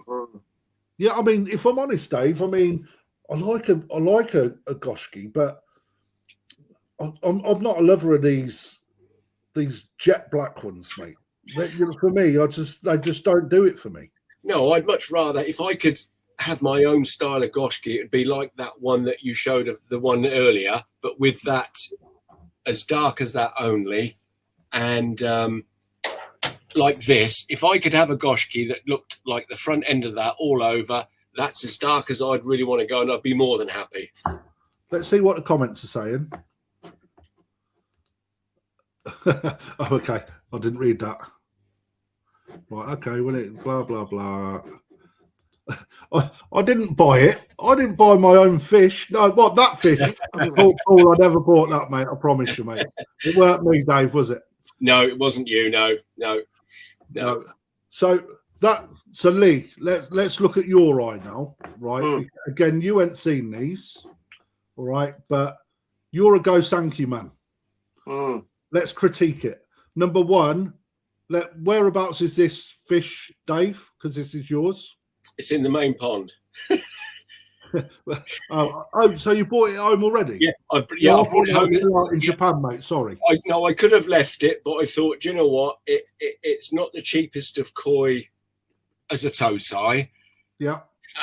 So if I leave it another year, all it's doing realistically is putting the end value up and up and up. So which makes it a harder sell. Yeah, exactly. So I thought, it's developed quite nicely at the minute. Let's bring it back and see what happens in the UK with it. Right. I mean, I've got my opinion. Now, let's throw it to you, Lee. I really like it, mate. Do you know what I mean? It's it's got a great body, mate. The skin's good on it. I like the pattern. The Benny pattern is really nice on it. Obviously the sumi's not finished on it yet. When that sumi starts solidifying on one side of the shoulder, and possibly it looks like there's a little bit coming up through the eye there as well. Maybe it's going to have a nice memoir coming through as well, I would say. But I mean, it's all there, isn't it? Do you know what I mean? It's a nice looking fish. What size is it, Dave? 54. 54 Nisai, yeah. Yes, yeah. Yeah, it's really nice. Say Ueno. Oya. Oh yeah. Oya. Yeah, it's very nice. It's you wouldn't kick it out of bed, would you? Really? No. So again, Lee's being very polite. Yeah. Right. No, not very polite. That's the wrong thing to say, Dave, isn't it? Lee's being a bit polite. I'll tell you now, right, Dave, from my experience with customers. Yeah. Right. This goes back to the same thing with a goshki. All right. A bit more Benny on one side, but I think it's still nice. Yeah. But something, Lee, and this is what we was discussing, Dave, weren't we, when we was exchanging our pictures. In a show, right, again, when that fish is finished, the balance from the sumi on the right-hand side of that tail will balance the shower pattern. Too many people go for a Kahaku style pattern with a shower block wrapping around that fish, and it's not required. It's not a requirement, but too many people would really throw that fish out for no other reason other than where that Benny placement is in the rear end of that fish. And yet, if the sumi was fully out on that, nobody would then question, I don't think, the Benny. That's right. And this is where the education piece comes in. Yeah. When you're appreciating, the only other one little thing that would bug me on this fish, and it's not a deal breaker in any shape of imagination, is the leading ray on the left pec.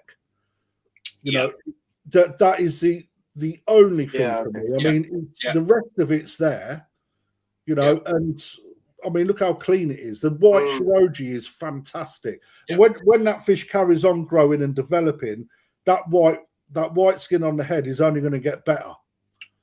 And I agree with Lee. I think that there's going to get a strike through on that Benny spot on the head. I think it's probably going to cut through that that Maritain spot, which will look really nice.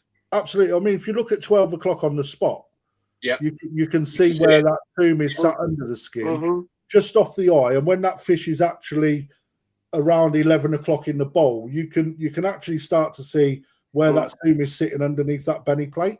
And you can even see some sumi in the upper jaw of the mouth as well. Can you? Yeah. Yeah, it'd be nice. And I mean, don't worry about that lead-in ray, mate. You can just put it in warm water and bend it back.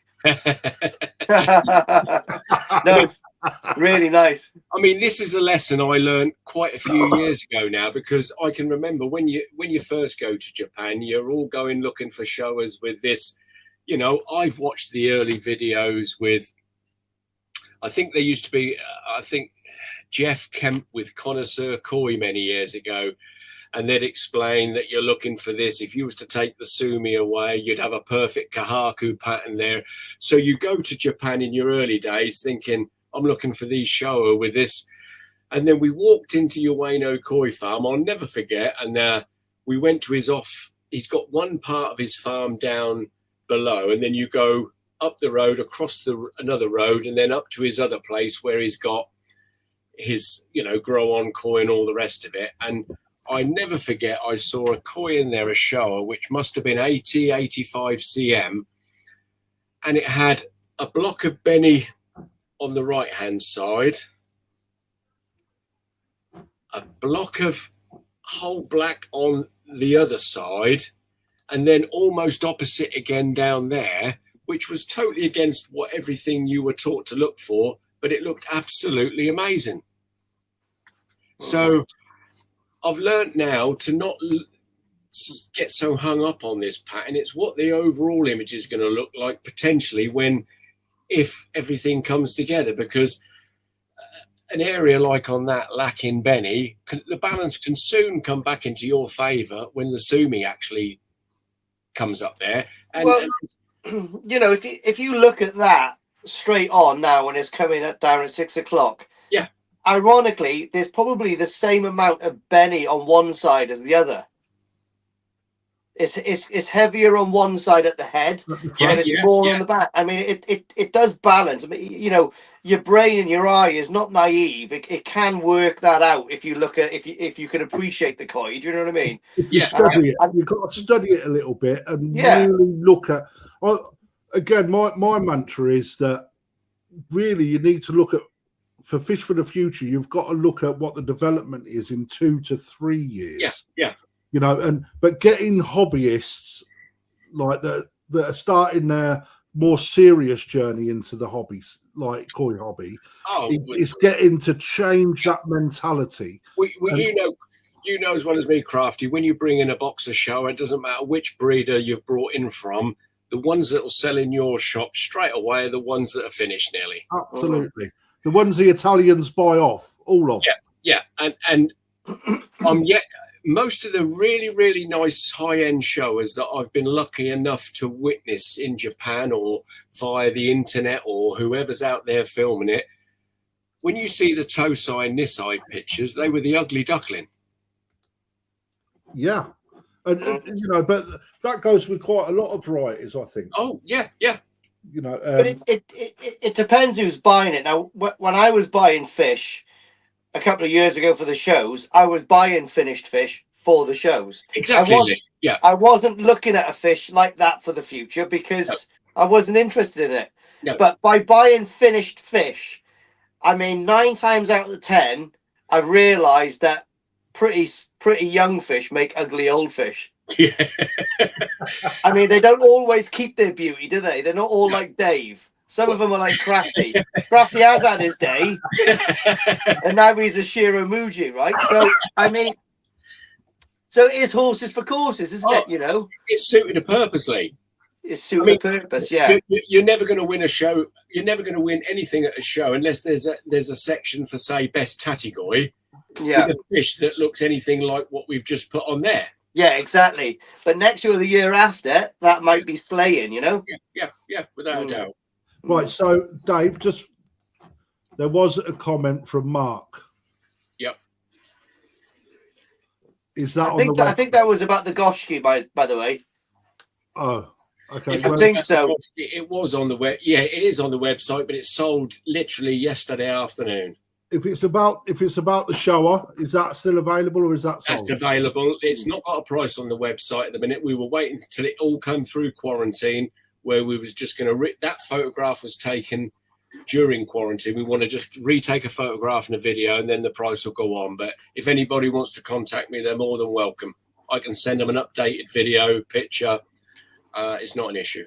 Right. So not that we're here to plug those No. those purchases or whatever, No. but you know, why not? While we've got an audience, we're holding around 100 to 120 strong. That's Mm. good. So you know That's that's Really really good, and thank you everyone for sitting. I mean, Well, it's I think not, they're going to like what's coming in the future, Crafty. I think with what's yeah. What's We've got lots. We've got potential in the pipeline. Nothing is set in stone and solid until it happens, right? But we're not going to. Let's not leak it all now. no. Because I don't want to give any false promises out. But yeah, we've got a huge amount of stuff that we want to discuss, and let's face it, the topic of koi is massive. All right, and I'm gonna drop. Alan has asked a very difficult question.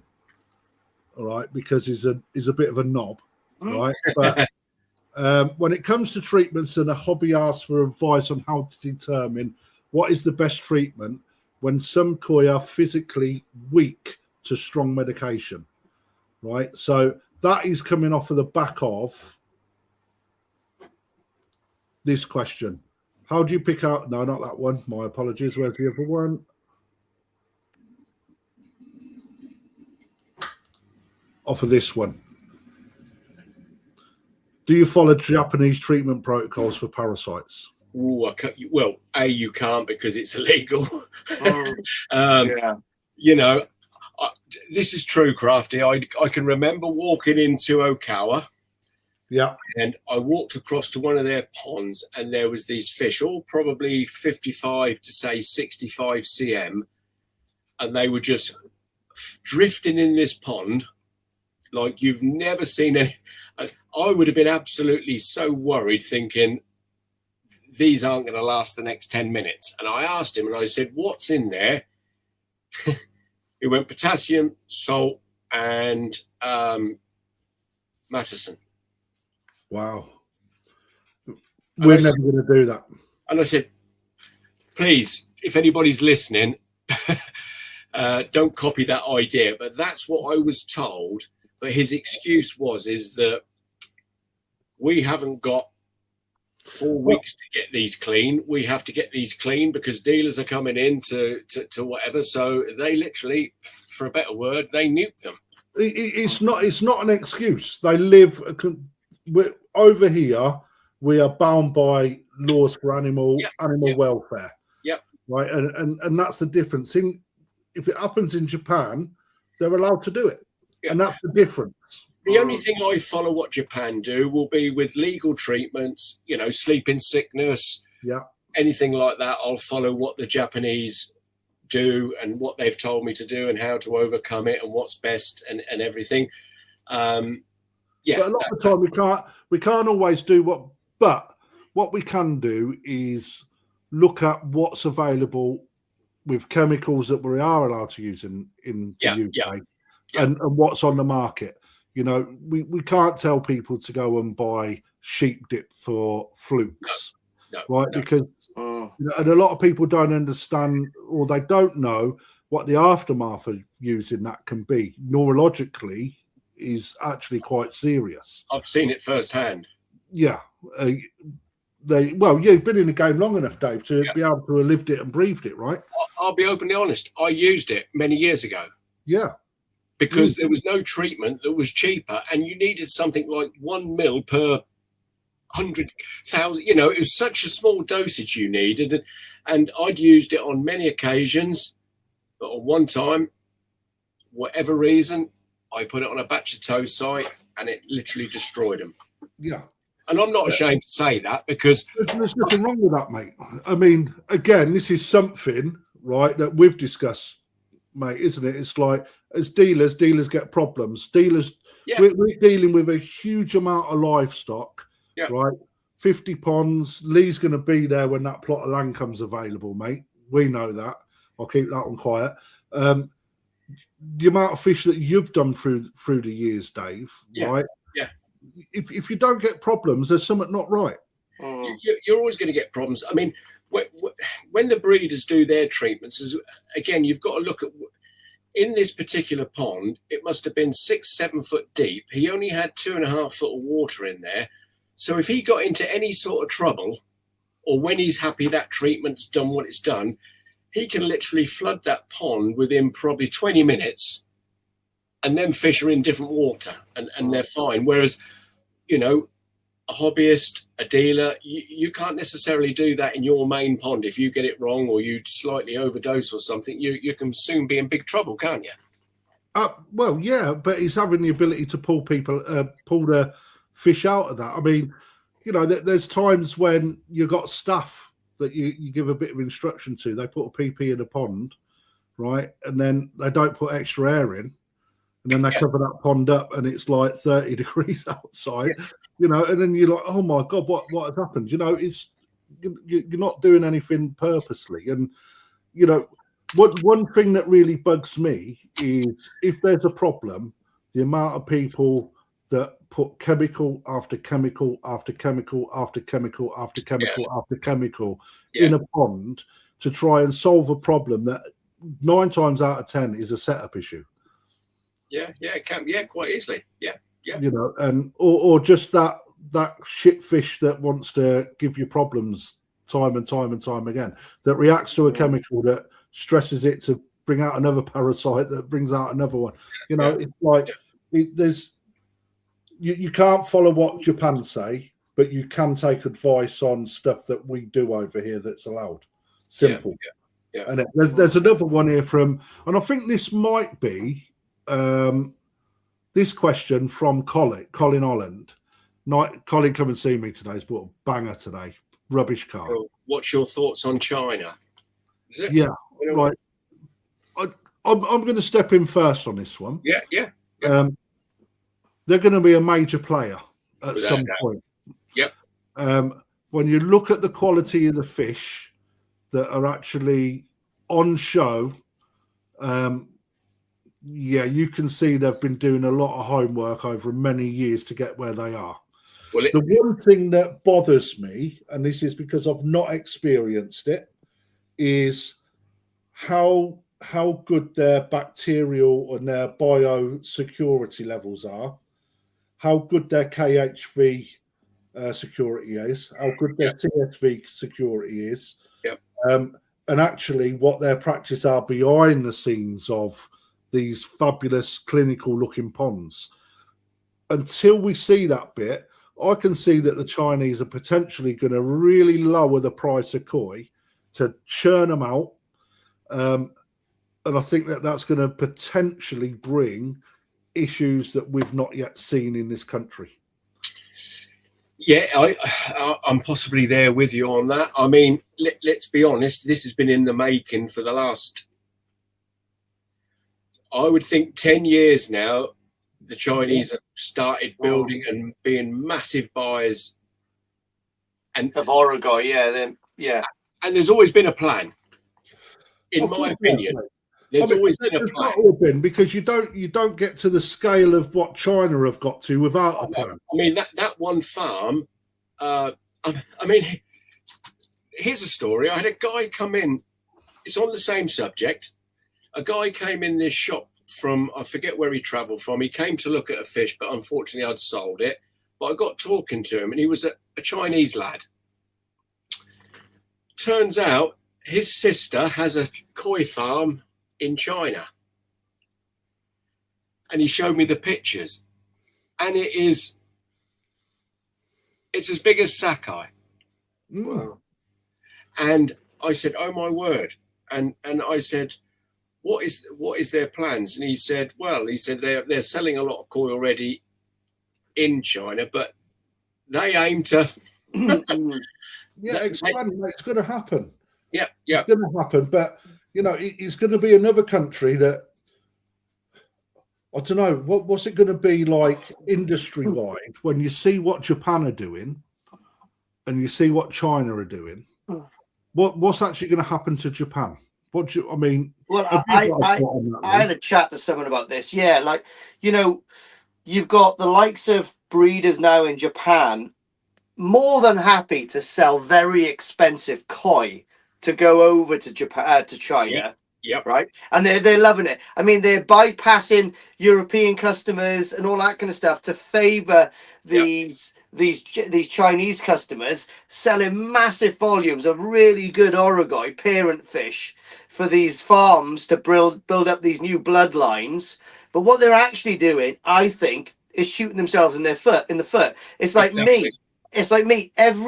Every apprentice I train within 5 years opens a shop in my local town. Yeah.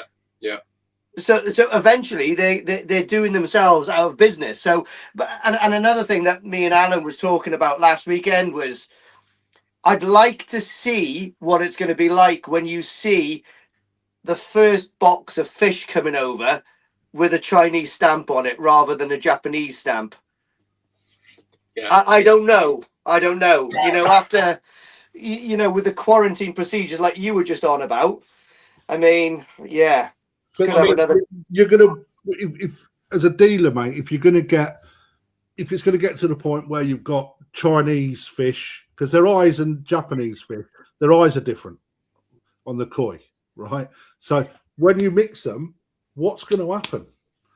What is going to happen? But most of them are just pure Japanese bloodlines. Yeah, but the water source is different.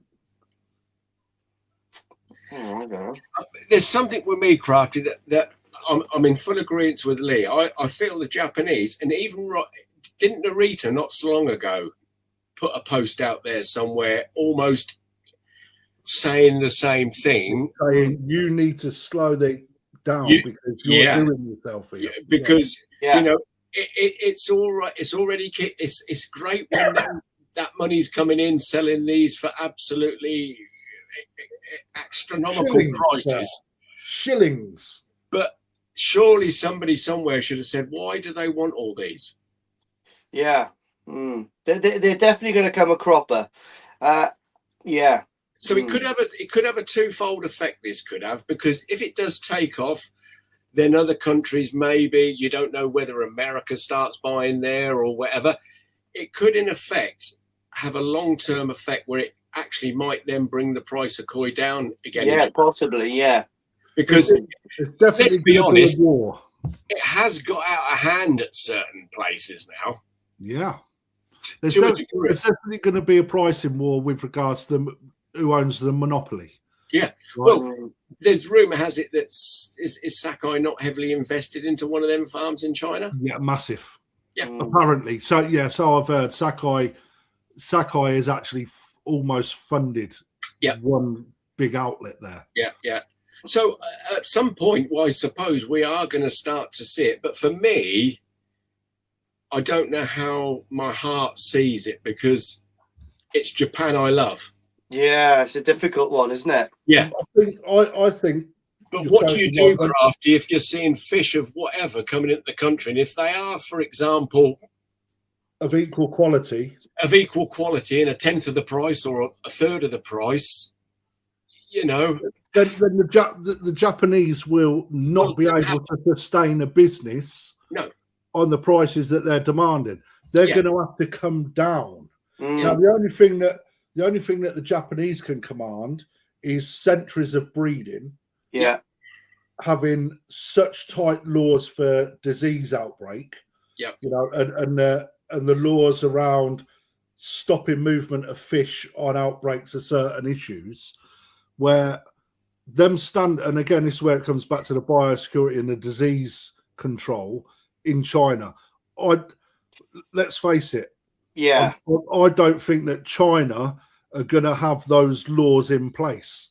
No, I mean, watching documentaries on COVID, where that origins from, where you've got like these these food farms with like chickens pissing on bloody ducks and ducks pissing on bloody chinchillas, making these different things. It's mad. And then a family taking home a pissed on rat to cook for barbecue. But do you know what I mean? It's true, isn't it? It's like, where is the standards there? I might be wrong, but I don't know. I don't think the standard's going to be as high as Japan at the moment. Not saying that it wouldn't be, but I mean, if you can let a chicken piss on a rat and then eat it, it's difficult. Unless you start getting heavily influenced by the Japanese that cross over into their industry and start But again, when we then start mixing them fish across the world,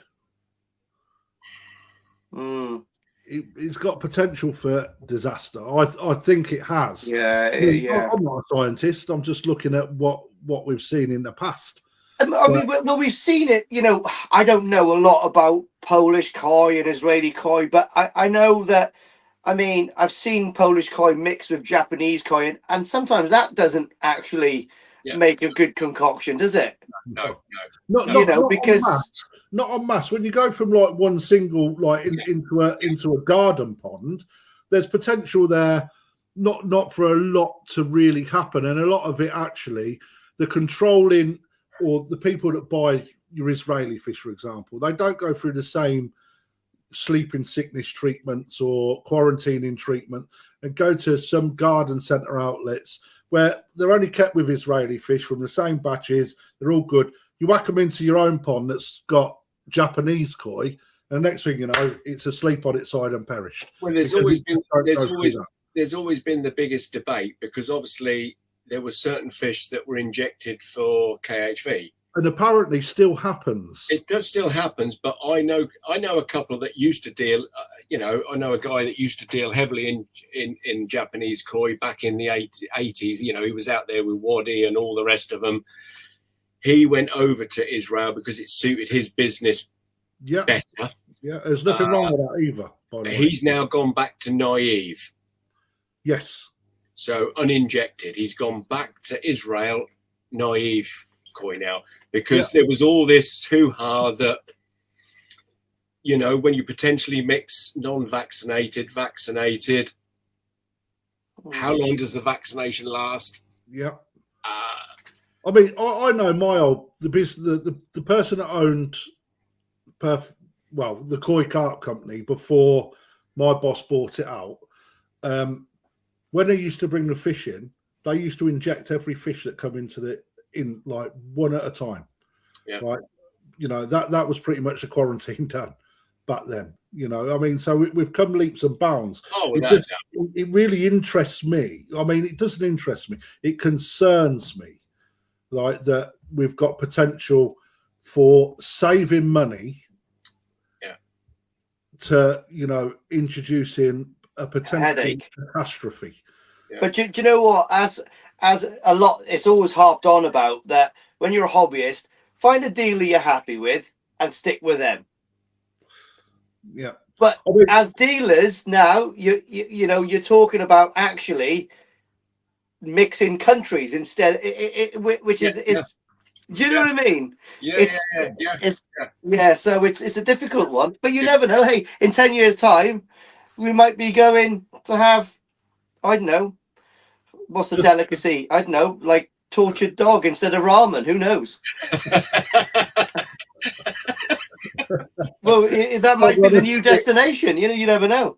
I mean, it's so true. I mean, I think that China is going to be a massive talking point. For a long time.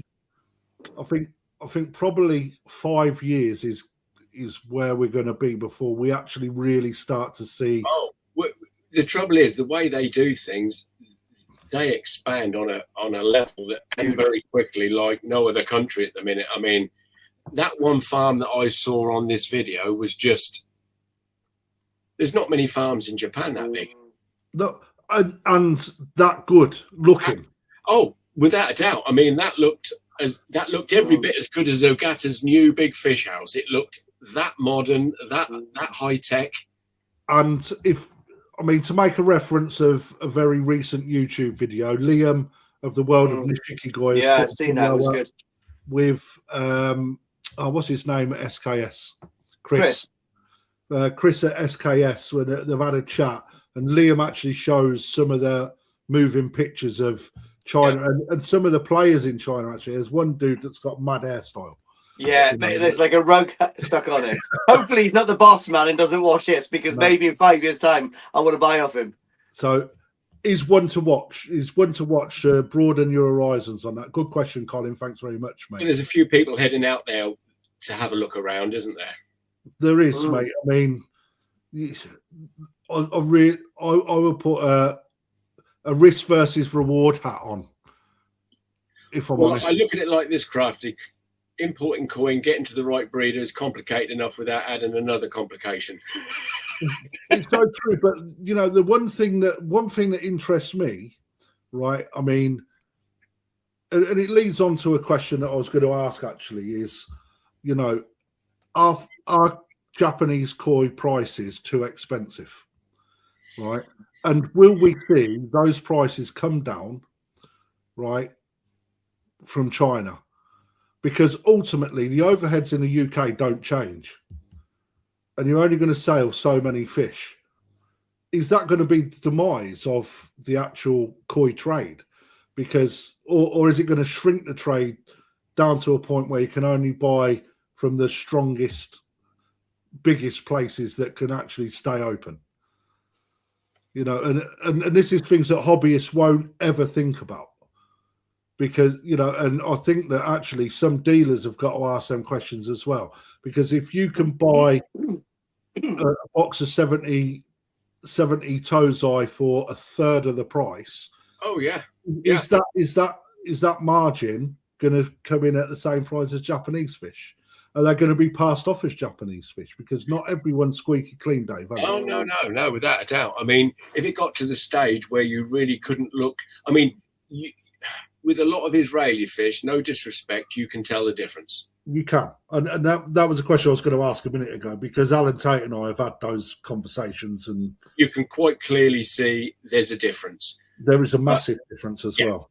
Yeah. If you get their bloodline and breeding so good over there, because we've got to remember, they've had some pretty impressive parent koi shipped out there and bought. That they haven't messed about. Magnificent fish. They really haven't messed about. So theoretically, would you be able to tell the difference between a Chinese and a Japanese koi? If it's Dainichi, Sakai, which one is it? Well, they carry bloodlines, don't it? And this is something we were talking about yesterday, actually, wasn't it? Yeah. With the likes of Agata, yeah. Right? How many varieties is he breeding, Dave? It's close to 30. 30 varieties. The parents are all from leading. Oh yeah. Leading breeders. Yeah. Right? Sakai, Dainichi, Issa, Omasako. Who's the one that was talking about yesterday with regards to that only go out to Europe? Kanishi. Yeah. Right. You can't buy Kanishi fish in the UK because he is trade dealed into Germany, I believe. That's or correct. Holland. Yeah. Into Germany. So, variety that is absolutely magnificent. Karashigoi. Right. Which we know that everyone likes the yellow monkey. All right. Because I think that's actually industry leading standard. And for reason. But Kanishi are also next level. Kanishi set the standard for Karashigoi. And that's where everybody's taken parents from to get it into their bloodline in, right? Yep. And this is the thing that I think that sometimes hobbyists forget. So, for example, all right, not everyone can afford a Dainichi fish. Yeah. Right? And to be fair, the ones that we can afford are probably not worth buying a lot of the time, if I'm perfectly honest. Exactly. Yeah. But you go to Yoshino, right? People see Yoshino fish and they buy off of the back of Dainichi bloodline. Yep. Right? Quite often they'll just call them Yoshino fish without even thinking twice about that. Agata brings all of this amazing quality Orogoi parent fish in, spends he's one of the biggest exporters of koi in Japan. Yeah. Right. And without doubt, one-stop shop. But everything that he breeds from comes from grade superior parent sets, correct? Yeah, correct. Right? So when you start looking at Karashigoi, you may not be able to buy, remind me of the breeder again because it's escaped my head, the one that goes out to Germany. Kanishi, right? But you can buy a Gata that is also Kanishi. Yeah. Right? And it's very similar to, and Rick won't mind me saying this, is a good friend of mine, Rick New Forest Koi, right? The parent sets he bring in all Japanese.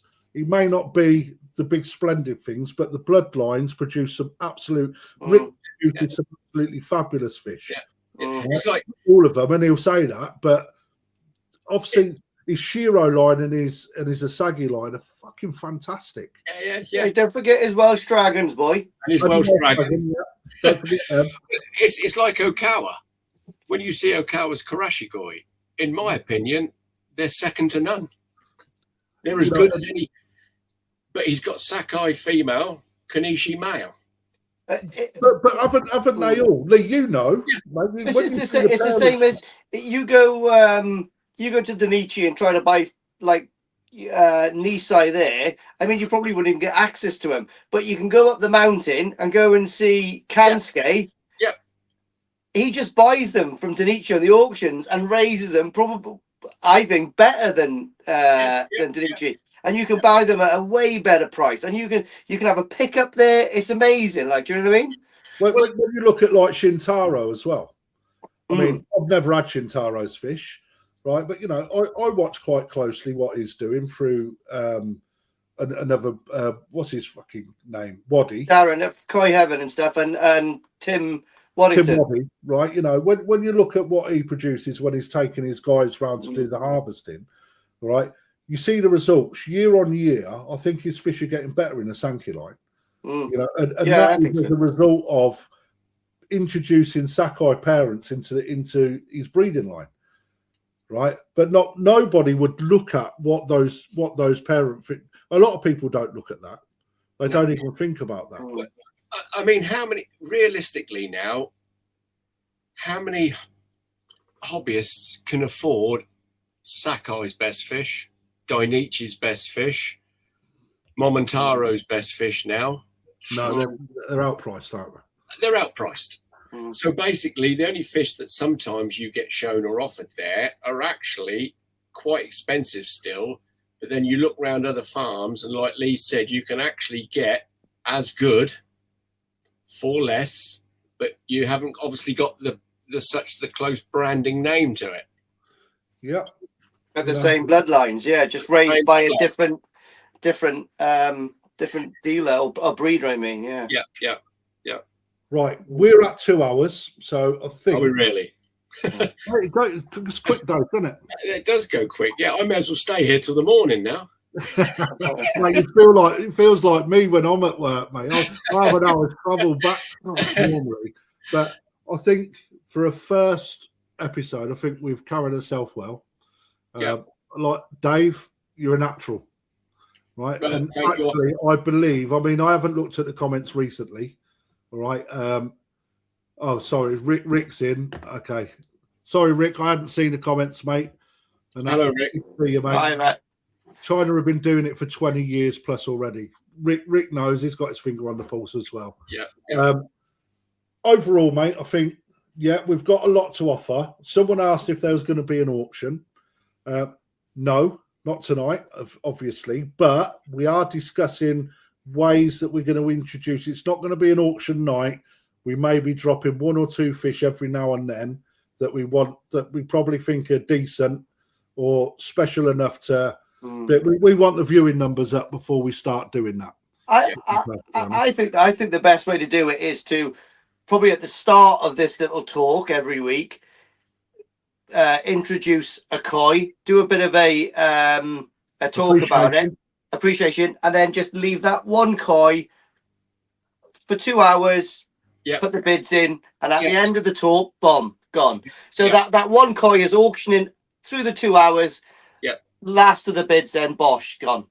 Yeah, absolutely right. I've got one more thing, right? Because I'm quite excited for this. Let me just bring it up. I haven't prepped this. I do apologise. I'm hoping that I can get it on screen. Right. So I was lucky to be able to grab some quite special fish, actually. I've got to work out how to do this. I apologise, guys. There it is. That one. Share that screen. Allow that one there, and share. Yeah, wait, that's not bad, is it? So the one that we're looking at is the Marasaka Special. Marasaka Special. Okay, so those guys that don't know, this guy produces some of the best metallic fish in the gutter. Yep. Okay. Yes. Now, what I've done is I've put a competition together. I was lucky enough to get my hands on 59 certified pieces from the breeder at his event that was happening a few weeks ago. Normally, it doesn't happen. So we have got how many tickets on this? It seems like a lot, right? But there's 30,000 tickets available, but there's £40,000 worth of prizes. Now, these fish would normally retail. What did I price them in at? 300 quid off the top of my head. I'm not prepped for it, but every single one of these koi is actually certified by the breeder. Now, they're all on instant wins, which basically means you put a tenner on.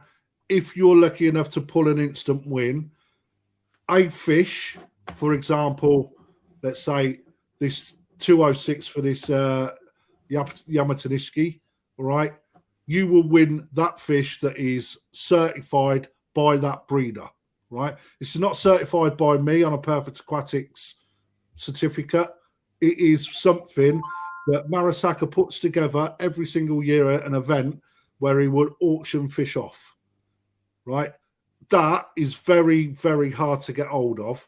And I mean, there's 50 of these available. But I tell you what is certified. If you put koi soldier in, you'll get money off. mate, that is cracking. Mate, I hadn't even thought of that either. Now, on top of that, we're also running £1,000 vouchers, and we've gone all out. We've put 9 of them in on this because it is an instant win competition. Okay, worth having a go. If you get a fish, that's brilliant. But if I'm honest, if you get £1,000 voucher, that's even better. Right. Nice. Now, I have also selected, I don't know if they're on here. They're probably not. This literally went live as I walked out the door tonight. Out of these fish, not the ones that you're seeing here, I have selected what I believe is the 9 best fish out of there. So not only do you get a chance of winning an instant win, right, those tickets that you purchase will go into a live draw and you will get the ability to win one of that choice. Okay. Now, what will happen is this will finish just before the National. Anything that doesn't get won will be taken to the National as well. So there's more than one ways of grabbing a fish, guys. But you've got to be in it to win it. I either can win it for £1, right, or you can wait until I sell them at the National at full price. We've got £500 vouchers, £250 vouchers, and all the other normal discounts and whatnot. So I might have a go at that, Crafty. Mate, look at this one here, 257, mate. That is a Dave, I've won stuff on there, mate. It's amazing. Yeah. That to me is a super exciting way of bagging yourself a fish. Yeah.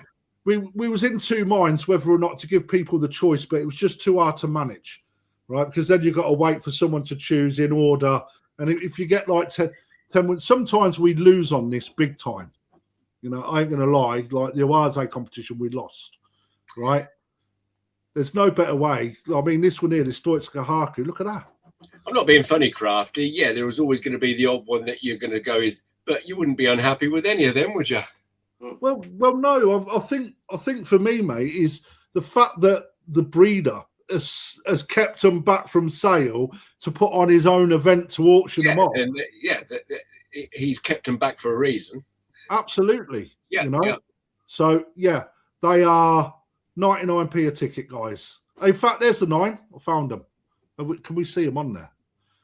So they're the 9 that I've picked out. Not the biggest on screen, but go over Perfect Aquatics competitions, right, to see that. Now, how do I stop sharing this? Bush. Alan Tate, right, quickly. Yeah, Dave, I'll let you answer this, mate. Not that one, this one. Are you having any guests on with you some weeks? Yes. Who's out? Yes. Yes. That's all we're going to say. Yep. Because, like I said at the beginning of the show, all right, we don't want to give too much away because it's not happening until it's set in stone. Yeah. All right, we're reaching out, and we want to bring Japanese breeders, European dealers, industry related Specialists. people, specialists, hobbyists, show personnel, It's a good reason to tune in next week. toy clubs. We want to bring it all in. But there's going to be somewhere that's listened to that little snippet and they're going to do their hardest to get it before we do. But they won't, because we're going to have Jodie Marsh, Katie Price. They're all coming on. So I want to say thank you, Dave. First appearance. Yeah, thanks, I'm guys. sure you're going to go down a treat. Brilliant. Those people that haven't seen Dave, because he has been quiet in the background, Coastal Koi, visit him on the website. Light his phone up, really bug him all day tomorrow with questions on what koi he's got available. Do the same for Lee as well. That one, is that right? Yeah, that's it. Yeah. Do the same for Lee as well. We're watching you closely, Lee. I can't wait for next week. There's a present in the post. Don't forget to. Oh God! And of course, my phone's always on, guys. If you want to see me, come on over. Yeah. Thanks. Before we go, it's going to be my auction video because it's the best for the end. Until we wait for Lee to send over his videos for our intro and outro. Yeah, I'll do that this week. But hit the like, share it. And let's try and get the viewing figures up, which was brilliant today. Peaked at about 140. I want to see 200. I want to see 200 by the end of the year. That's what I want to see. Any last words from you, Dave? No. Just thank everybody for logging in and having a look at us. And thank you guys for leading me into this gradually. Lee, last words? No, I've really enjoyed it. I haven't talked too much on this one, which is nice to see, because I've been in awe of listening to Dave's little stories. He's got a lot to say, so it was good. So Lee and I have broken Dave's virginity. And he's not even going to be sore tomorrow. And on that note, we'll see you next week, same place, same time, 7:30. Yeah. Anybody wants anything discussing, throw them in the comments. We'll pick it up later on. Yeah. And if there's any industry specialists out there, let us know and we'll see if we can get you on. We'll do our best to make that happen. Have a good evening, guys. Take care. Yeah. See you guys.